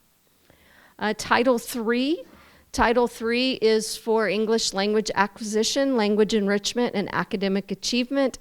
It's ensuring that our English language learners, including immigrant children and youth, attain English proficiencies. And so our tentative plans for the upcoming school year are to provide paraprofessionals, supplemental tutorials, classroom resources, and professional learning. And our Title II amounts have been kind of going down. So this year our planning amount is $75,348. And I may have failed to say that our Title II is $521.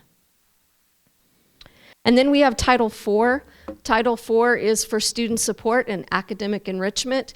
Title IV is an interesting kind of title funds because a lot of that goes for safety, and then it also does things to promote STEM initiatives. So it increases the capacity of our district and communities to provide students with access to well-rounded education and improve conditions for student learning and improve technology. So our Title IV planning amount, which we are planning to receive, is $325,659.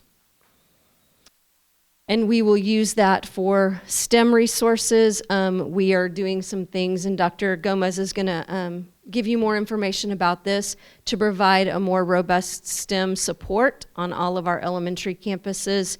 So some of our Title IV funding will help with that, and then some of our safe and healthy environments.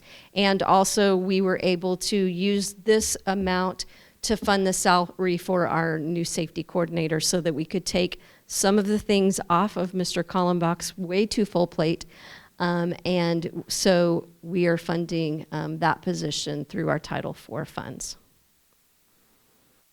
Another Title I grant, and this is not an automatic, this is, we apply for these grants, but our school improvement grant, in 2022-23, we were awarded $215,000.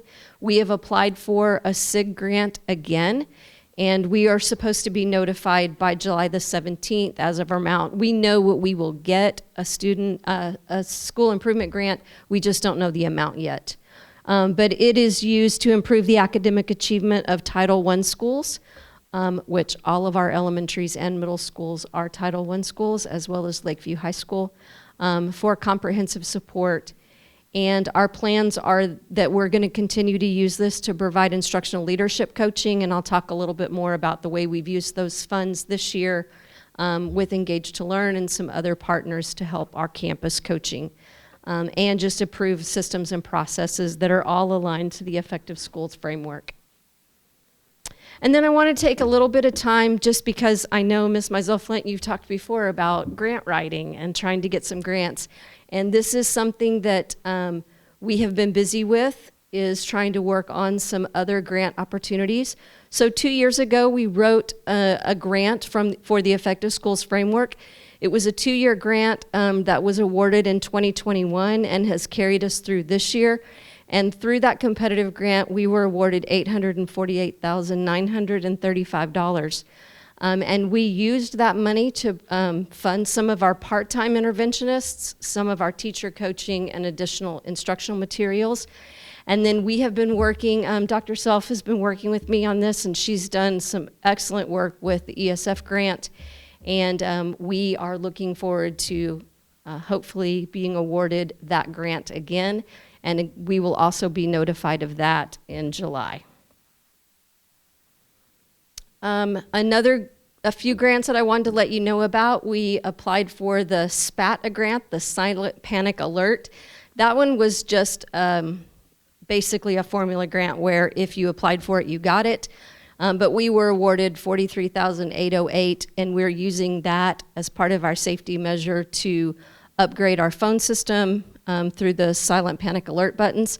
And then I'm really proud of this one. We applied for the School Safety Standards Grant. That was a competitive grant, and we had, that was just as Dr. Brandon was coming in, Dr. Skelton, Mr. Kallenbach, Ms. Taunton, and myself, we worked on this grant, and we were awarded $649,087 for that grant, and that grant is part of what's paying for our CRUX system, our access control.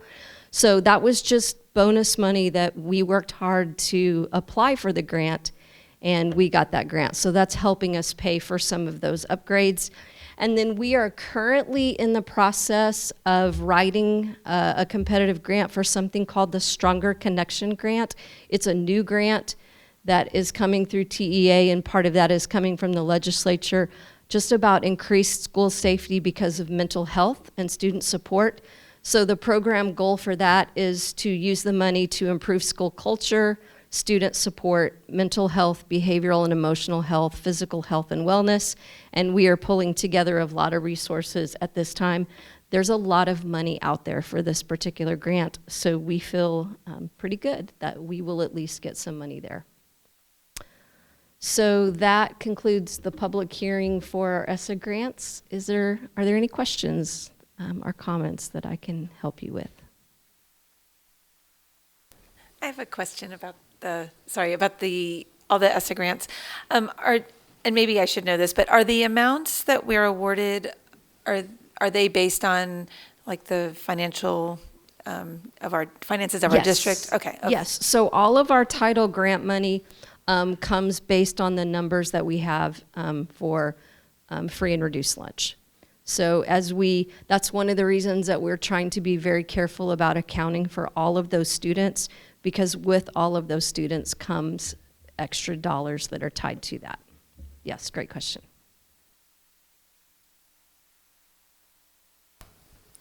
Any other questions for Mrs. Huddleston? Thank you very much. You Great bet. And presentation. I do want to say that Ms. Taunton could not be here tonight. She wasn't feeling very well, but she does an excellent job of keeping track of all of this, and I really appreciate working with her for all that she does through our title program. So I just wanted to give her a shout out. All right, the next report is our student enrollment report. That was in our Friday facts and is in our board book. We finished the school year at 13,299, so 233 students down from the end of school last year. Just something that we're going to need to keep an eye on as we look at school enrollment coming into the fall. Any questions on the student enrollment report? Okay. Next, we're going to hear from Dr. Gomez on an update on academic programs.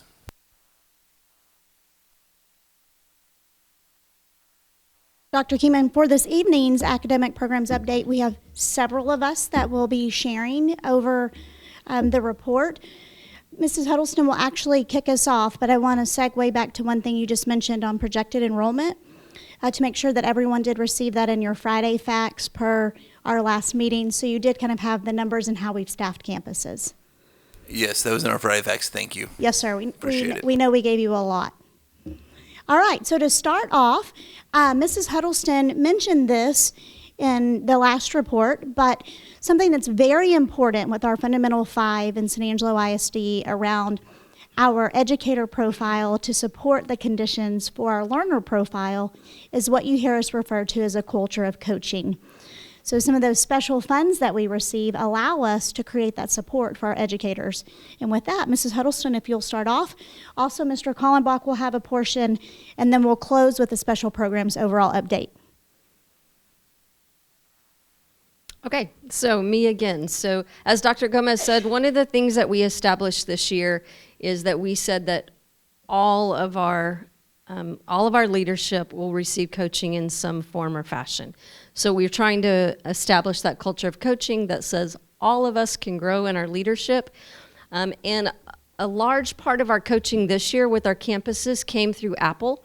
And so as you know, we've spent a lot of money and time in upgrading and having one-to-one with our Apple devices. And so we wanted to make sure that our campus leaders were really positioned to do something with those devices, to not just be things that we put in the hands of kids. So we worked with Johnny Kisco from Apple Education. He was our consultant for the school year. And I'm just going to give you a few highlights. He consulted and coached at 19 of our campuses and had direct contact with 207 of our educators throughout the school year. Some of the things that were highlights from a survey result, the students loved every minute of the learning. The training made it fun and engaging. And then from a couple of principals who were part of the executive coaching, one said the executive coaching was amazing. The trainers listened and became thought partners for true innovative growth on my campus. And Apple gave a real shout out to Jennifer Feck and Brandon Lagon, saying that and this is really important because this isn't just coaching and then it's in isolation, but it's coaching with follow-up. And so Jennifer and Brandon are our boots on the ground follow-up. When Apple comes in and does coaching sessions with our leaders, they're following right behind. So Brandon and Jennifer routinely visited teachers before the delivery of the coaching or the PL to make sure they had everything they needed for successful lessons, everything from lesson details to setting up Apple Classroom. And they're also the reason the tech squads came to be, and I'm going to talk about those in just a second. And so the reach and the impact of what we've been able to do with Apple was made possible because Jennifer, Brandon, and our own administration who really stayed behind Johnny and the things that he was working with our campuses for. And he said something about tech squad, so I just wanted to show this picture. One of the things that happened through this Apple coaching was that campuses got excited about the kids taking true ownership and leadership in the digital innovation that we've been working on. So this happens to be a picture from Lamar. This is not the only campus that did that. We also witnessed some really great things at Glenmore toward the end of the year. But this is a 5th grade student, and he is teaching a lesson to 1st and 2nd grade students using their Apple iPads. And so these tech squads, Johnny came in and trained the teachers, and the teachers trained the students, and the students are pushing into classrooms, and they are being teachers in these classrooms. And so we saw this throughout the district. This is pretty incredible when you go and you see 4th and 5th graders sitting on the floor with kindergartners and 1st graders and teaching a lesson. Mrs. Huddleston, make sure you tell them we already have those students on contract, Yes, so we're yes. preparing our pipeline. Yeah, we did some little mini contracts for them. We didn't know what to tell them on salary, but we told them they had a job. And then kind of what's next in our planning, we want to continue to move forward, and so we're going to do some specific targeting in middle and high schools to offer support, and then Apple Education will be part of our important part of our Learning Palooza in July to help set the stage for next year. So that was coaching through Apple Education. I also want to take a little time to tell you, we've had about a 5-year partnership with Engage to Learn, and E2L has done a lot of different things with us through executive coaching, and this year we did impact coaching. And so impact coaching is where we sent Engage to Learn coaches to our 3 middle schools, and they coached the instructional coaches at the middle schools and and did a partner coaching with them with teachers. And so every campus selected teachers. So there were 32 teachers who received direct coaching from Engage to Learn and their instructional coaches. We also had 6, they were either new principals or new directors in district leadership who received coaching, and then 8 of our ICs who are part of the Coaches Academy. And just to tell you that throughout this year, there were 377 coaching touches from Engage to Learn throughout this process.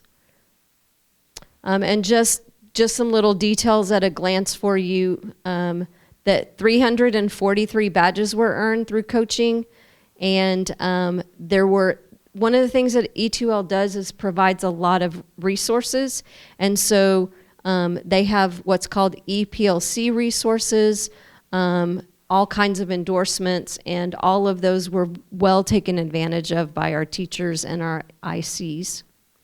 And just another slide showing you how many badges that our teachers earned, our instructional coaches, and our district administrators. And every time you earned a badge, that means that you set an instructional goal, you worked with your coach, and you achieved that goal. And you didn't just achieve it, you had to provide evidence to those coaches, some sort of tangible evidence that you had worked on that goal and were successful in that. And just another slide to show you some of the things that they were working on. What we ask for those coaches to do this year in our middle schools is to target instructional best practices. So we chose these 5 areas: assessment, informative feedback, small group instruction, differentiation, aligning to the standards, and then culture and environment. And we said these are the high impact strategies that we want you to help coach on. And this just shows you how many goals were set and achieved through that coaching this year in those particular best practices. And with that, I'm going to turn it over to Mr. Kallenbach to talk a little bit about Panorama. But does anyone have any question about the coaching that we did this year on our campuses? Our plan, provided that we get the SIG grant so that we do have the funding, our plan is to continue this same model at our middle schools again next year, where Engage to Learn coaches will come in and work with our ICs and work with some teachers to really make a difference in those areas. Mrs. Huddleston, just one question. So in our coaching, if you look at our coaching this year or this past year compared to years prior, is it an uptick in coaching, stable, less? It's different. So about the same number of people were coached, but this time we turned more of the focus directly to teachers, whereas in the past, much of the coaching has been with our principals. So we've taken that principal coaching, and Dr. Self, Mr. Kallenbach, and myself have tried to take some of that on, and we're working on a good model. Rayleigh has a really good model for us that we're going to work on for next year to help coach our leaders, and we're going to do this impact coaching, this catalyst coaching, to try to get closer to the teachers and the students again this year. All right. Thank you. Mr. Kallenbach.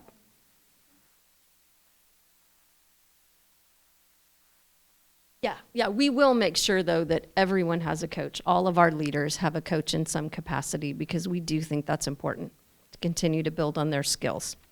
Okay. Great. Thank you, Ms. Huddleston. I'm thrilled to get to talk to you about something other than safety. So this is good. And I learned from last week to make this stuff bigger so you can read it. So every year we give, since 2018, I believe, we administer surveys to our students and our staff and to our families. And I was fortunate in 2018 to get to pilot this when I was principal at Glenn. And so I'm just going to show you this is some results from the spring survey so that you can see. We give a fall survey at the beginning of the year, usually late September. Then we come back in the spring. So everything you're going to see is the spring survey, and all of the numbers are from fall to spring. So we're not looking at anything from year to year, because This way we will look at what kind of an impact in these areas did we have this year, because it's the numbers increase or decrease based on what people answered in the fall. So the first thing is, and I also want to say that we never want to use these data pieces for any kind of a narrative. We want to look at the data and see what those numbers are telling us. Often numbers are used to create a story. We're just looking at them to see what the story is so that we can then make good decisions. So you're going to see some stuff that we believe we should celebrate, and then some things that we believe we should work on as well. So the first one is 4 out of 5 students state that they would be excited to have their teacher again. And then the one thing that that we think we should work on is that the perceptions of school climate in general across our district for this is grades 3 through 5. So our students in grades 3 through 5 take their own survey. In grades K through 2, the teachers report on what those students, how they perceive those students doing. 3 through 5 take their own survey, and then 6 through 12 take their own survey. So here's the actual numbers that go with these. So you can look at how excited would you be to have your teacher again. It's incredibly high. And when you see these numbers, anytime you see panorama survey data, all responses on a survey question have 5 possible. So if you on a normal survey, you might see always, sometimes, never, whatever. There's 5 total. And that number, 83%, is only the top 2. So there's still another chunk of students in the middle, that middle one, that are not recorded in that 83. So any of those numbers, you kind of have to keep in your mind that it's really the highest 2 out of 5 responses that will be included in that number. So something that we believe we should focus on for next year is there's sort of a little trend down in overall school climate in our 3rd through 5th grade. However, it's primarily in 5th grade. This is across the district, so it's not unique to like one school. It's just in 5th grade, the numbers are showing that their perception of school climate is not as high as what you see in 3rd and 4th grade. So there's just 2 examples of some of the data that we're looking at, that we really should celebrate, that student-teacher relationship in our 3 through 5 is really good. And then that overall school climate is something that we need to like look at and look more into. For 6 through 12, it's very interesting, this data. Let me pull it up here. Our students that are identified in special ed or EL, which is EB actually, those are our students in like ESL or in the bilingual programs, have more positive perception of school environment compared to the general student population. So, these are going up in order. This is great.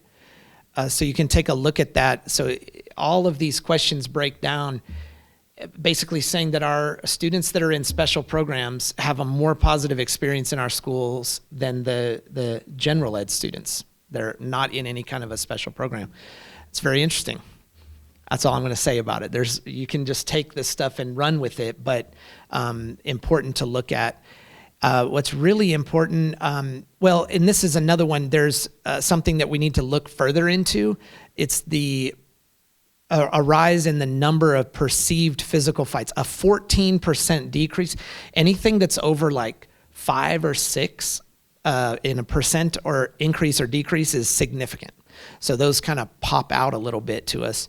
The interesting thing about this data is it's particularly in grades 7 and 9 where this perception is that there were more physical fights or more physical violence. Again, this is the survey of these students in grades 6 through 12 who answered this way. The interesting thing is we ran the actual numbers, and those are pretty static over the last 3 or 4 years. So they're really, there isn't an actual number in increased physical violence or physical fights, but the perception, particularly in those 2 grades, is higher. So those are things that we feel like we need to look further into and investigate that and work on, because what is causing that? If it's not real, why is it that, we start talking about things like social media?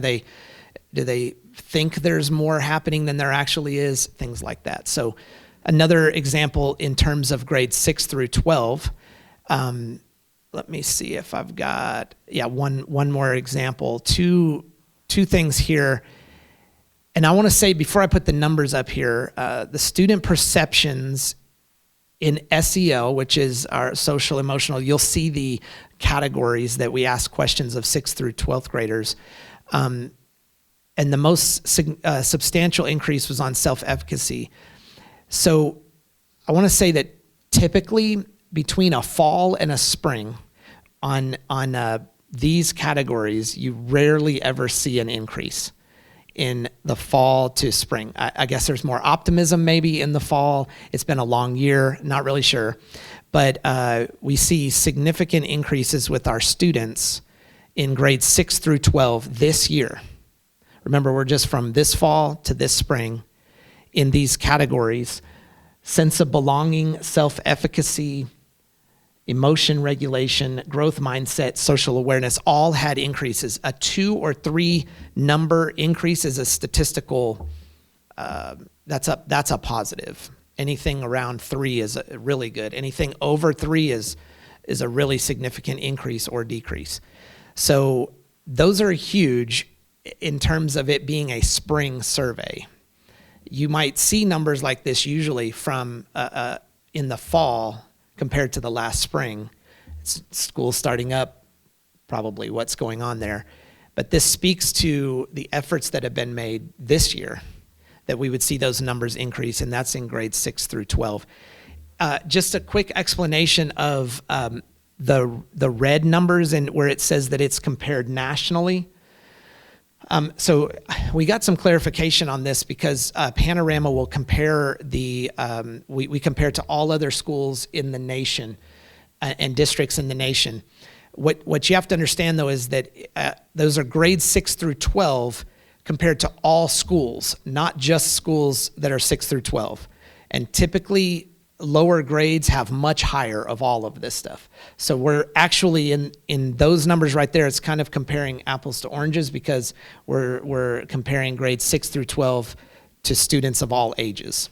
So I didn't know if you had a question about that or not, but if you did, I answered it about that part. Okay, so here's some examples of questions that are asked and how these increases and what some of the greatest increases. These are things like, how confident are you that you can complete all the work that is assigned in your classes? That's a 6-point increase this year. This is a real indicator of the work that was done this year in our classrooms, on our campuses. There was a 7-point increase. When complicated ideas are presented in class, how confident are you that you can understand them? That's our 6th through 12th graders that are answering that. It's a big positive we feel like it should be really celebrated. And the work that was done to cause those numbers to move should continue. Because if we can keep moving those numbers like that, student self-efficacy is one of the biggest indicators of achievement. When students understand and know that they have a lot of confidence in their ability, then we'll see big increases in achievement. Some of those numbers are low, though. Some of those, like the 28%, 37, 38, those are low. Those need to be a lot higher. But those increases are what's important because that means we're headed in the right direction, particularly when you see it from a fall to a spring. Okay, on to teachers. This is the employee experience survey, and there's a couple of areas here that are incredible, again, for the same reason. This is a fall to a spring. So teachers report improved individual well-being as well as a more positive school climate first. I have been in this from the very beginning since 2018. I've never seen numbers like that between a fall and a spring. You're talking about teachers between fall and spring. And you take a spring survey with teachers and people are tired and worn out. And when we see increases like this is when Panorama, so the way this works, Panorama vets all of our stuff as the stuff comes in and helps us look through it. And they brought this up as one of the first things, like they don't see numbers like this very often either. An increase in how our teachers feel, number one, about themselves, and about the school climate. And something also that you should know, there are 814 responses. That's a really high response rate also. Because I think, I was asking Dr. Skelton, we're probably around 900 teachers in our district. And so when we have 814 of them respond, it tells you that they want to say something. They want their voice to be heard. So when you see numbers like, it's so important that we continue this. So this is, and I get to say this because, well, I can say this. It's a direct reflection on the work that has been done this year in working with our teachers, Dr. Gomez, Ms. Huddleston, Dr. Self, and their teams, working with our campus principals to get these kind of increases. These just don't happen. These numbers with that big of a response rate don't just happen. A lot of work and specific targeted work, goal-oriented work goes into getting numbers like that. Here's a couple of examples of the growth, and particularly with professional learning, a 6% increase, or a 6-point increase. And here's an example of a question that jumped 21 points from fall to spring. How much input do you have into individualizing your own professional development opportunities? 21 in this year, 21-point increase is astronomical. I have the unique role of being on this data side and also supervising principals and campuses, so I get to see the actual work that goes into it. I know those go together. The big thing on these numbers is that it's important to know that we can move those numbers. If we're really strategic about what we're doing and how we're meeting the needs of our teachers, that we can meet those numbers. So it's a great time to celebrate the work, but it's also a mandate for us to see what is working to help move people and move their mindsets and encourage them and to keep them going and keep them here. That what we're doing is working, and we need to keep moving in that direction. And then lastly is the family. It sort of makes sense to me that if students start feeling better about how things are, their own self-efficacy, their own self-confidence, teachers are feeling better about their situation, their well-being, that our families would answer the same way. So that's from fall to spring. And families also typically don't answer this way in a spring survey. They're thinking about the fact that they're about to have their kids back for the summer, and it's been a long year, grades and the grind of everything. And so you will see a dramatic decrease in right at that 5th grade, 6th grade level. We feel like it's really interesting that the 5th grade numbers are not as high, and the 5th grade students did not answer. They answered. That's an area that we've really got to kind of go, what's happening there? You'll see in 6th grade, all the numbers are in orange. They are much lower, but also the response rates are way low. So as a kind of a point of reference, I know that's really small. I thought I made it bigger, but in these grade levels, there's 1,000 kids roughly. And so when you have 100 and something responses, you have about 10% of those in those early grades, but we only have 15, 19, 41 responses for those upper grades. So the information is less reliable when you don't have as many responding, but the numbers do go down in secondary. So it's something that we want to look at, dive into, see what's happening with let's say after 4th grade. So That is the report on student, our student, teacher, and family data for the Panorama surveys. Any questions about any of that? I can flip back and forth if you want to see something. I just have a comment. All of that, what you have there, was proven earlier today when we had all the recognition. Yeah. So, you know, you see kids come in here, all the awards that they won, all the stuff that they did.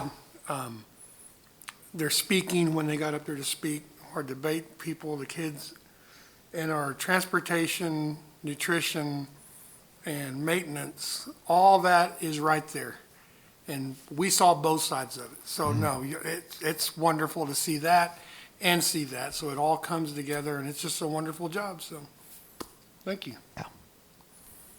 I just had a quick question. I guess that's congrats on getting more teacher involvement. That's what's wonderful. But how are they asking the elementary kids about school climate? That seems like a very abstract term for an elementary child.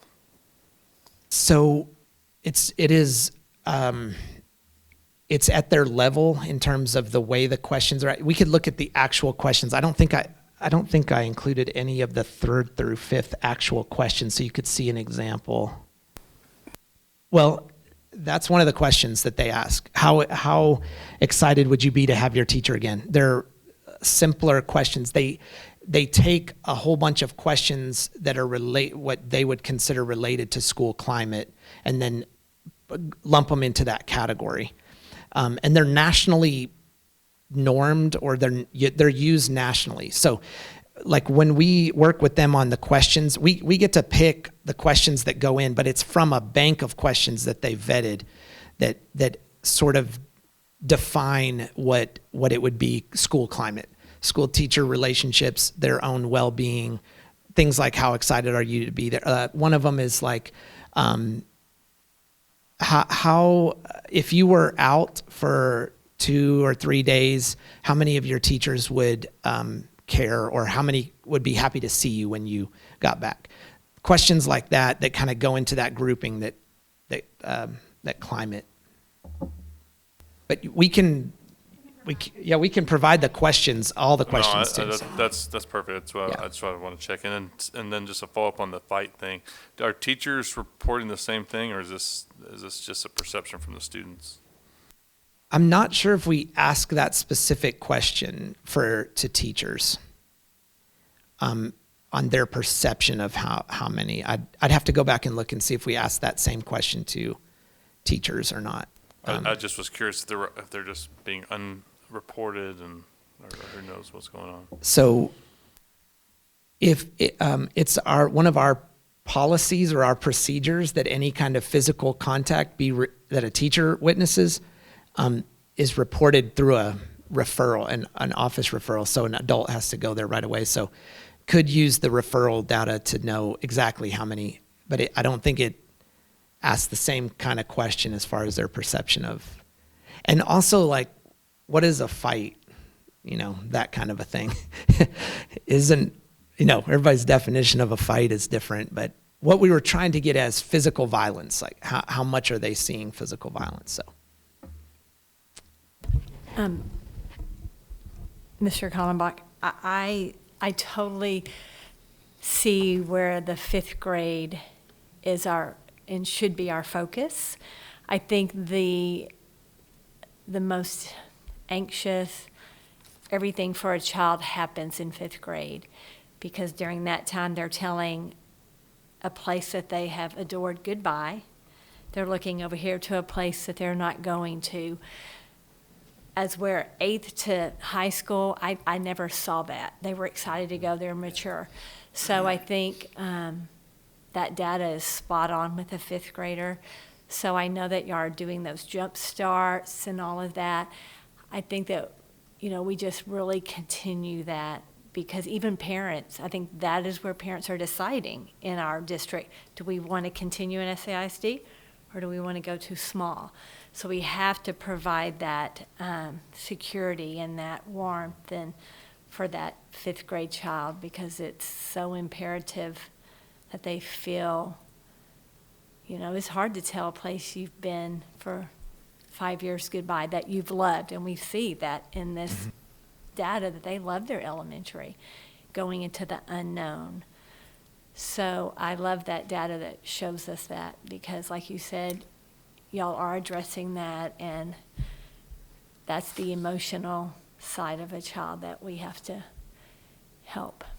And the parent, gosh, I as a parent, going from elementary to middle school, and I even taught there, knowing my girls were going to come, it's hard, it's tough.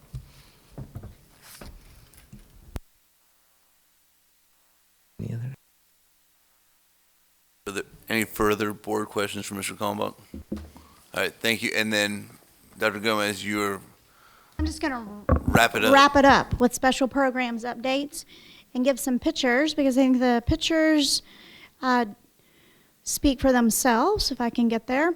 So as we've previously shared with all of you with our special programs, a lot of people have been hard at work. As you will recall with this, there are several moves involved. I want to give a special shout out to several people that have been working around the clock to make these things happen. We have approximately 75 classroom moves to align special programs just this summer. One of those special program moves is an expansion as part of the board retention strategy for keeping high quality staff, especially teachers who are closest to students in the classroom. So you see two pictures there, and this is connected directly to Tiny Texans. This year, we expanded Tiny Texans to staff at one site, which was Crockett. Starting next year, we'll have Tiny Texans on 3 facilities, including Tiny Texans at San Jacinto and Tiny Texans at Blackshear Learning Center. So with that, there's a lot of things that have to happen, from putting together a lot of baby beds and gliders and special equipment to take care of our future youngest SAISD learners. And then the picture in the far corner, it's not just moving existing things around, then it's setting up and getting everything ready for the new program. And you're also dealing with timelines for childcare licensing, which is a whole nother just mountain to move in and of itself. So special shout out to Jason Henry, his staff, Efren and Chris, for you guys for allowing us to hire temporary movers, to Tony Kennedy and his crew, to Dr. Brandon and his leadership, because this does not happen unless we're all talking to one another. Also, of course, I cannot go without acknowledging Mrs. Roxanne Fentress and her support for this, with her many hats she wears through CTE, because this also provides extra opportunities for our high school students who are taking that path. In fact, some of you might know Mrs. Sherilyn Walker, who served for us for approximately 30 years at Lakeview High School. She will be actually housed now at Blackshear Learning Center and overseeing our students that are going in those classrooms getting their hours. So you just see how the pipeline builds with that backwards design from our mission of having future-ready graduates all the way to before they're even officially our students. Then in this next picture, and part of the update here, with moving from 8 sites with pre-kindergarten to 4 to provide true professional learning communities and the best opportunity we can for our youngest learners in pre-K and early childhood special education, we now will be moving to 4 sites. Again, it's shuffling and moving all those things and making it happen, but things are moving quite nicely at all 4 of those, from Bel Air to Glenmore, Goliad, and San Jacinto. And again, that provides opportunities for inclusion for those early childhood students to be in settings with age-appropriate peers, and teachers not to be working in teams of 1 or 2, but to be working in pods.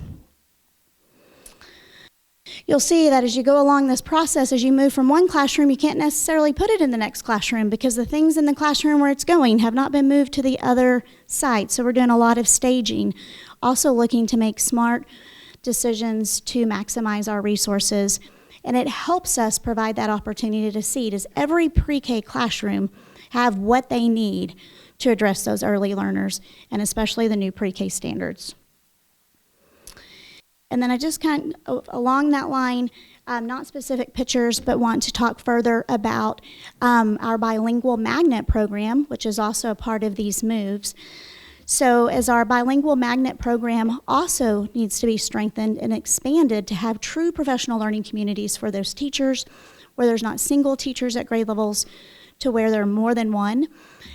We are at the mark where we're looking for the need to add an additional pre-K bilingual classroom. If you'll recall, as we've shared numbers with you this year, we had one bilingual pre-K classroom at Bradford and one bilingual pre-K classroom at Glenmore, and we weren't full in either class. But now with putting all bilingual pre-K at Bradford, we're already at 24 bilingual students pre-registered, with testing another student tomorrow. If that student qualifies, that will be at the mark to add a second pre-K bilingual class where we're truly maximizing our greatest resource, which is staff, to serve those students. Additionally, as we always listen to our stakeholders and work to meet the needs of our families, we are continuing with one transition class at Glenmore this next year, where students that had been in the program that are beginning first grade or second grade will continue at Glenmore. So we're excited about the expansion, but really excited that we can maximize our resources to serve those students. And in the one classroom that remains at Glenmore, it will be staffed with both a teacher and a paraprofessional in that classroom. And then you can't do all of this and see results like were shared this evening without intentional professional learning. These things don't happen just by accident. So you see a picture here of several groups. When we map out professional learning for all of our employees, it's about providing those experiences where they can be their best to serve the groups they serve. One of the things that is new this year is what we call design team members serving on those groups that are planning. So for example, when we plan professional learning for principals, or professional learning for instructional coaches, or professional learning for interventionists, or professional learning for assistant principals, we have staff that are currently in the role working with staff from the district to help plan that. It's the district's responsibility to provide the big overview, but we can never lose sight of the work that happens on a daily basis. The two have to be connected to support your staff. So just super thrilled of the work of all of those individuals that they've already begun.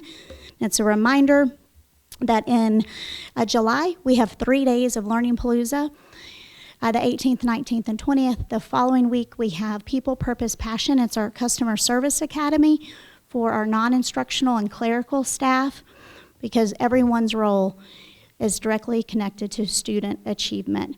And lastly, I want to talk about transitions, because that's throughout all of it. It goes back to those survey results and the placement of special programs. It's maximizing our staff to help with transitions at all levels. We tend to think of transitions just at when those major grade level changes, if that is 5th to 6th, or 8th to 9th, or high school to workforce. But transitions happen other very important places. So it's using staff such as Jordan Burrell, who you've heard us report, working alongside with both our special education staff and our general education staff to make sure transitions are smooth for students both in the general education and the special education area of service. So that's a quick overview. Do you have any questions that I can help in regards to any of the special programs updates?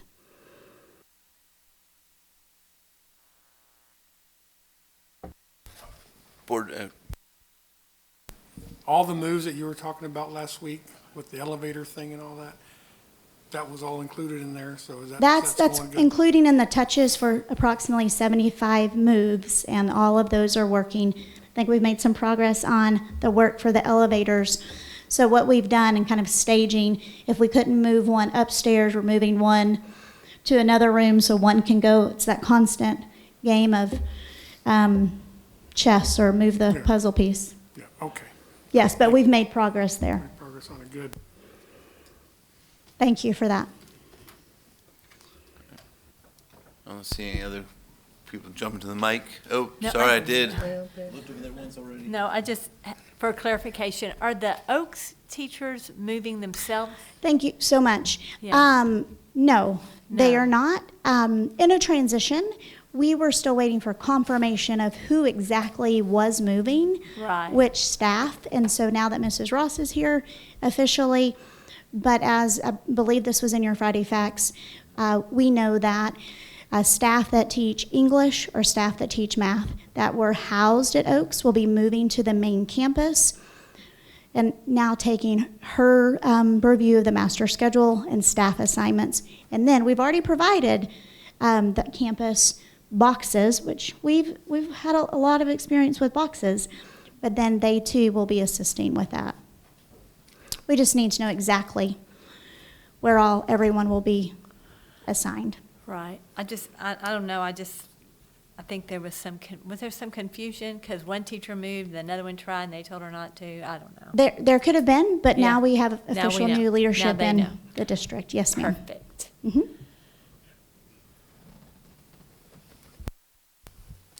Thank you, Dr. Detloff. Yeah, I'll just quickly add, Dr. Kingman, there are probably 6 or 7 individuals in this very room that have carried boxes, loaded trailers, and I know this because I'll attempt to call an 8 a.m. meeting, and they will all be loading boxes at elementary school, and they will tell me we'll be there in the next hour. And so we have a lot of individuals in this room working before sunrise and after sunset. So thank you for making that happen in the classrooms. So thank you for the update, Dr. Gomez, and thank you for all the updates in Friday Facts as well. I think that answered a lot of those questions as well. Moving on, partnership with Goodfellow, unless something has come up. We do not have anything to report on that this week. Okay. And then we're going to move forward with consent items A through H. Just a few things before we get there. Scott Creasy with First Financial Bank has been sitting in the back of the room for the entirety of the board meeting. I just want to thank him and First Financial for being such a strong partner. That'll be on our consent as far as consider approval of depository contract extension with First Financial Bank from September 1, 2023 to August 1st, 31st, 2025. And then on our donations, we got donations from the Martins, San Angelo Gives, and the Kiwanis. Other than that, do we have any comments on our consent items A through F? And I can outline those, or A through H, excuse me, which would also include consider approval of bids for the Child Nutrition Department for 23-24 school year warehouse products. Consider approval of innovative courses for high school, which we heard about last week. Consider bid 20-009, maintenance, transportation, and miscellaneous supplies. F, which is consider superintendent's recommendations for personnel for school year 23-24, with the addition of the 4 names that were put at our desk this evening. G, consider the delegate and alternate delegate for TASB convention. And then H, consider nomination of Amy Mizell Flint to fill Region 15 seat on the TASB Board of Directors. Any board comment?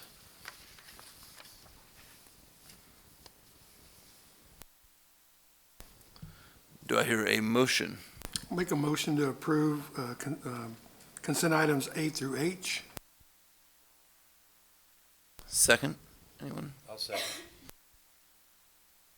Any other board comment? So we have a motion from Mr. Gallegos and a second from Mr. Dindal. Only thing I will say is it's really great that Amy, our own Amy, myself, Flint, is willing to put herself out there for director of Region 15 seat on the TASB Board of Directors and give us that local connection to the TASB Board of Directors. And then, as I mentioned before, thank you, Scott, for being here. So hearing no further board comment, and we have a motion and a second, I have a vote. All in favor of passing consent items A through H? Aye. Sorry. Y'all get used to my, I will, I'm gonna. Ask a question. Oh, okay, it was in the tone. Anyone against? No one, hearing no ayes against, we'll go past those 7-0. All right, number 9, we're gonna have consider bills, accounts, and financial statements from May of 2023. I move for approval. Second. So we have a motion from Mr. Dindal and a second from Mr. Gallegos. Any further board comment on our bills, accounts, and financial statements? Dr. Kingman, just a note to the folks watching on Channel 4 that all of these reports were reviewed in their entirety in the pre-agenda meeting. And also, all of these reports can be found online on our Wood District website under a tab called Financial Transparency. Any further board comment? So we had a motion and a second. All in favor say aye. Aye. All against? All right, motion passes 7-0. The next is consider proposed amendment for district official budget, general fund. It's on page 101. Let me get to that. And this was just moving function codes with no result of monetary differences for an increase in expenditure of $764,544. And this was King's Clean that we moved over from fund. We had already dedicated for it in fund balance, and we were moving it over to the correct code. Any board comment on that proposed amendment? All right, do I hear a motion to approve the amendment for the district official budget? So moved. A second? I'll second that. So we got a first from Mr. Dindal and a second from Mr. Gallegos. All in favor say aye. Or any further board comment? Sorry. No? Okay. All in favor say aye. Aye. All right. Moving on. 7-0. Consider approval of quarterly investment report ending May 31st, 2023. Any board comment regarding the quarterly investment report?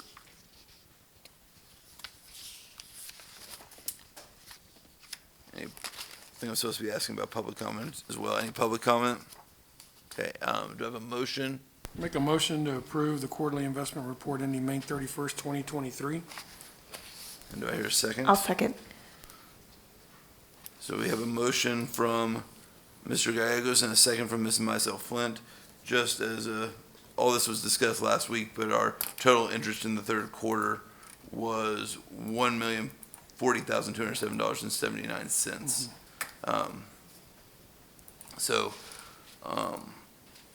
All in favor say aye.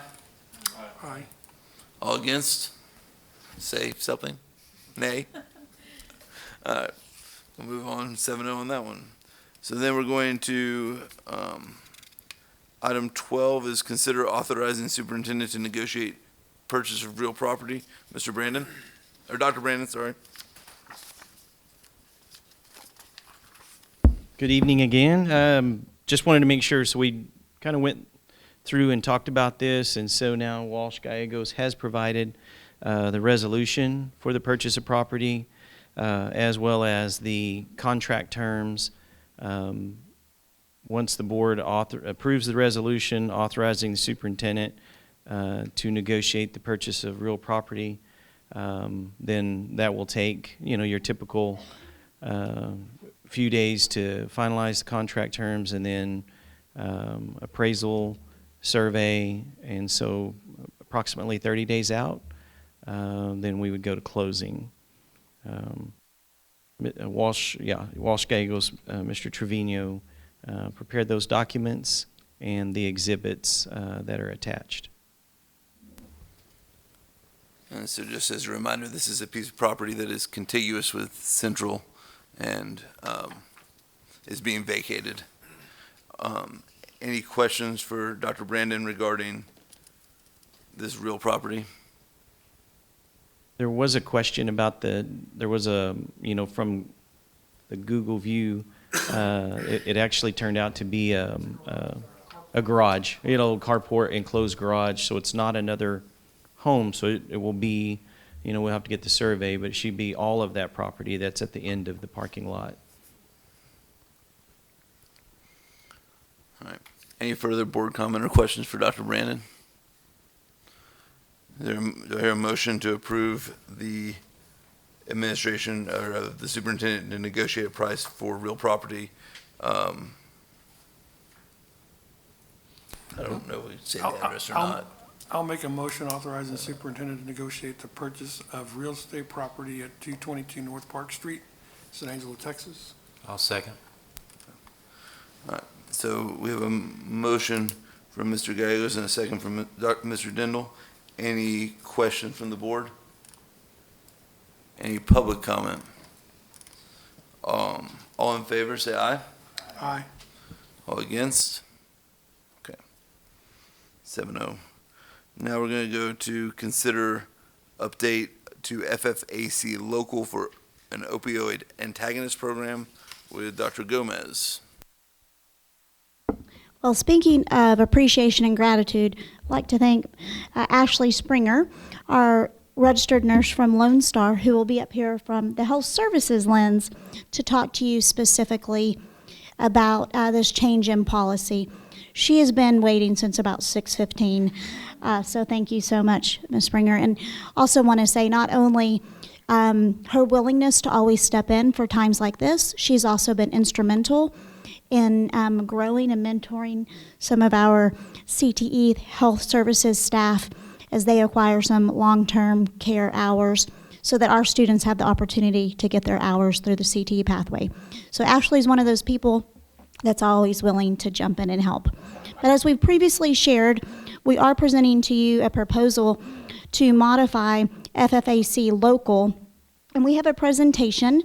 You should have had a copy of the presentation at your seats, but actually we just think it's very important that especially our parents hear this information, and we've broken this down into kind of FAQ. So if there was a parent listening, why would SAISD want to provide this on all of our secondary campuses? And so Ashley will take you through that, because Ashley would be a staff member who we hope this doesn't have to happen, but we always want to make sure our students and our staff are well cared for, and should there ever be any sort of an emergency, that we're fully prepared on campus. I think we're pulling that up now. Okay, well, we'll go through I think we're pulling it up. It was, but that's okay. It might not have made the desktop. I do too, Ashley. I have it right here on my phone, so we can present this way. Got it?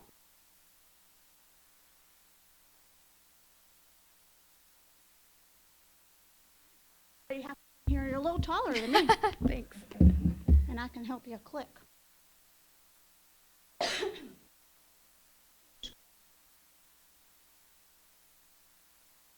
I'll just go off of this then, because I can't see that. Okay.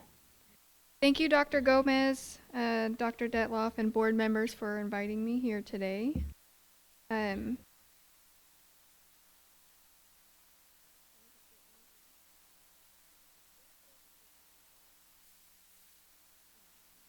Yeah, just all the way.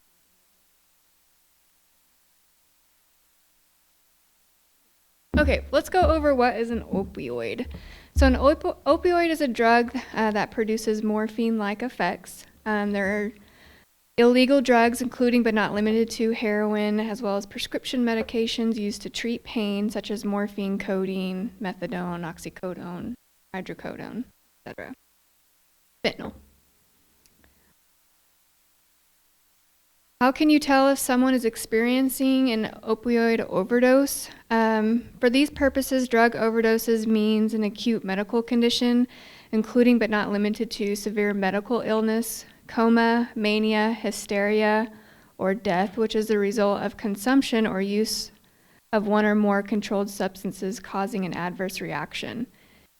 In an overdose, the person's bodily functions begin to slow, including the impulse to breathe.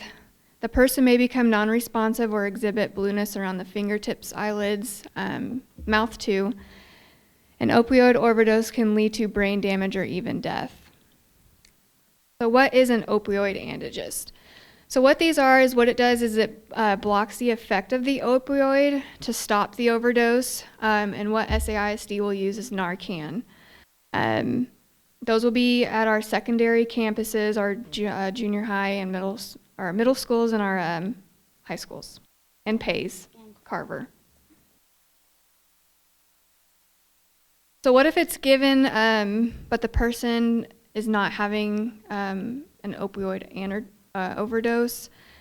So someone is having a medical emergency other than the opioid overdose, such as a diabetic coma or cardiac arrest. Giving them the Narcan will generally not affect or cause any additional harm. Narcan will not have any effect on someone who doesn't need it, so someone who's not having the actual overdose. It is safe to give someone who is thought to have an overdose of opioids. So who will be administering Narcan for SAISD? So only designated trained SAISD employees acting in good faith and with reasonable care would administer Narcan to another person who may be suffering an opioid-related drug overdose. All SAISD health services staff, so our RNs, LVNs, and medical assistants, and other designated staff will be trained in August 2023 before school starts. This training will be required upon hire and yearly thereafter, and ADAC will be providing that training.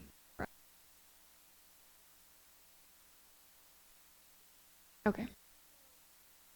Ashley, of course, is a real practitioner. Do you have any specific questions for Ashley from that lens before we talk policy specifics? How is it administered? Is it just a nasal spray? Is that what it is? Okay.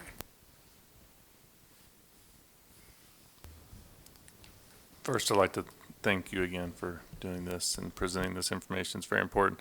It's more of a clarification, but obviously after the administration, this would not be a substitute for a more formal medical evaluation. This would be just the initial kind of treatment, and then they would go on to be evaluated in a more formal setting. Is that correct? Correct. So if it's ever used, 911 will be called.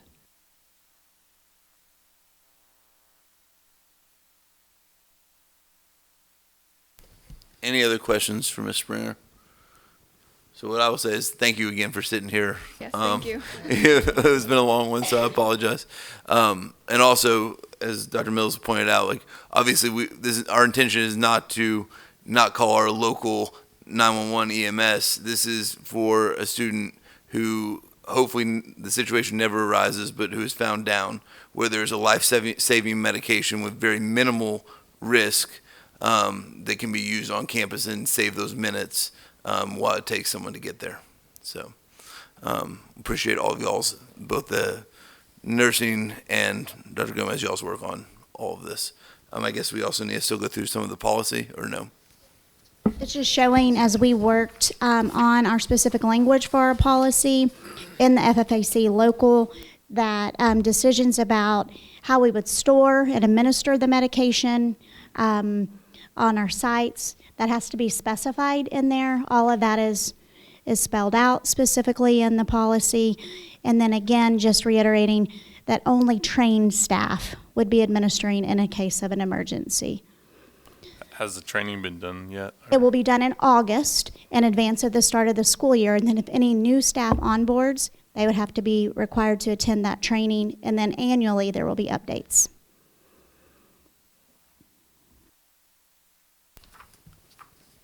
Any further questions on the update of FFAC local for opioid antagonist program? All right. We need a vote on this? Yeah. We need someone to make a motion. Okay, if so you do we have a recommend. motion for? Make a motion to approve the recommendation that the board revise FFAC local as presented. I'll second. Any further board comment? So we have a motion from Mr. Gallegos and a second from Dr. Mills. All in favor say aye. All against? All right, 7-0. Next, Dr. Gomez, you are staying up there, I think. For the, we're going to consider the approval of the 23-24 waiver for the optional flexible school day program, or PAYS, preparing area youth for success. So this is a waiver that we apply for annually for our flexible school day hours for our paid students that we serve. And it does just require that we resubmit that application annually. And we've shared that information with you guys last week that we intend to still apply. This waiver is a little different than some of your waivers from TA in that you only have to submit an application. You don't formally apply for that waiver through TA's TIL system. So it's bringing it forward. We don't plan to make any changes. In regards to those hours, the change for pays currently is moving sites, and then knowing that we are looking to expand services moving forward to reach more students who the traditional brick and mortar setting is not meeting their learning needs. But currently for the application itself, there are no changes other than meeting that annual submission and moving forward where we can serve more and create additional pathways. Thank you, Dr. Gomez. I do think it's important for us to realize, even though it's not part of this waiver, that we are trying to make some improvements even further into our PACE program, which we're very proud of, but to expand that to more students in our community. So do I hear a motion to approve the waiver for optional flexible school day program? A second from anyone? Any further board comment? All right, so I have a motion from Mr. Dindal and a second from Mr. Gallegos. All in favor of passing the 23-24 application for optional flexible school day program as outlined in our board book. All in favor say aye. Aye. All against say the same. All right, passes 7-0. All right, now Mr. Henry, fun stuff. This is Lakeview Mariachi Uniforms RFQ 20-020. I thought for sure that Ms. Springer was waiting for this bid to come out, but apparently not. I did want to thank one mover that was not mentioned, and that's BJ. BJ has moved a ton. BJ Flores, Dr. Flores is Gomez, I'm sorry.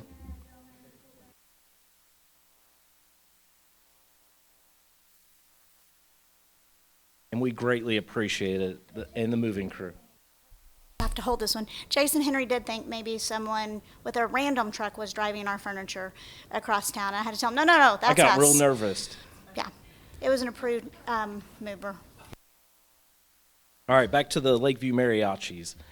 Thank y'all for having me here tonight. Tonight I bring RFQ 20-020 Lakeview Mariachi uniforms.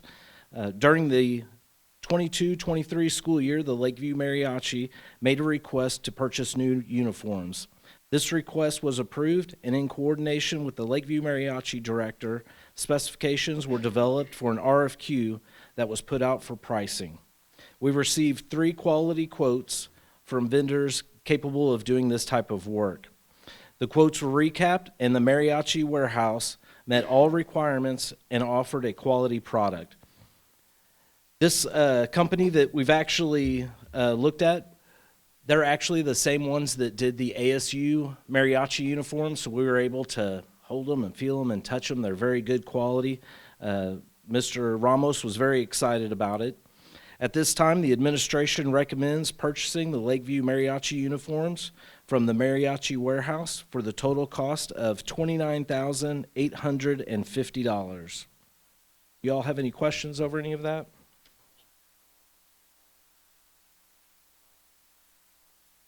How many uniforms does that buy? It's a total of 30 uniforms. One thing that I learned about mariachi uniforms this year, I've done a lot of uniforms. I've done band and mariachi. Mariachi has a whole lot more pieces than the other uniforms do. They have a hat cover, and a fancy belt, and patent leather boots that kind of bring it all together and make the full outfit what it is. So that's what I was going to ask. That includes the sombreros that they wear as well? Yes, it has a sombrero. It's a 3-piece suit with the shirt. It includes the tie for both the guys and girls. Also I remember the name of it. I had all the Spanish names written down, but I couldn't pronounce them all. The conchos and all, it includes everything in this package, head to toe, including a protective bag to put the uniform in and the hat in. Mr. Henry, how long has it been since we replaced those mariachi uniforms with It's these guys? been over 6 years Yeah. since we've done it. So they've proven their worth in the Absolutely. previous lifetime. And I will say that the old ones, they're in good enough shape that Mr. Ramos plans on pushing those down to his JV group and sending them out doing concerts. Yeah, I know it's an expansion of the program in the area. Plus, it's become even nationally known with the help of some of our friends in Washington to get the exposure for these kids. So Absolutely. it's a pretty impressive program.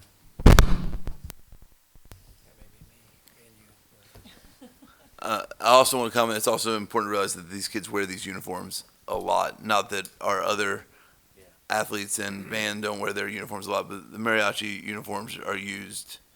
It's definitely a lot. part of the entire thing, and Mr. Ramos explains that to the kids, that the uniform it's definitely part of the, it's not just the music, the outfit is part of the entire program when it comes to mariachi. Any further board comment regarding the mariachi uniforms? Do I hear a motion to approve RFQ 20-020? I'll make a motion to approve the purchasing of Lakeview Mariachi programs uniforms from the Mariachi warehouse for the total cost of $29,850. Do I hear a second? I second. Sorry. Any further board comment or public comment? All right, so we have a motion from Mr. Gallegos and a second from Mrs. Arroyo. If all in favor, say aye. Aye. All against, say the same. Motion passes 7-0. The next topic is review of board operating procedures and standards. That has been provided to us last week, and just for everyone's review. If there are any questions regarding the board operating procedures and standards, please make sure you reach out to myself or Dr. Detloff, and we can discuss those further. Just so we go ahead and do it, our announcements are that we'll have a finance pre-agenda workshop on July 10th at 5:45, a regular board meeting on July 17th at 5:45, board team of 8 training on July 26th. And I'm sorry, but ever so briefly, we're going to go into executive session regarding personnel matters, which is 551.074.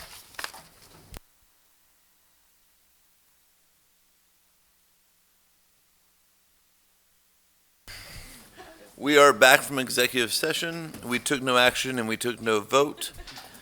And unless anyone has anything else to discuss, we'll have this meeting be adjourned.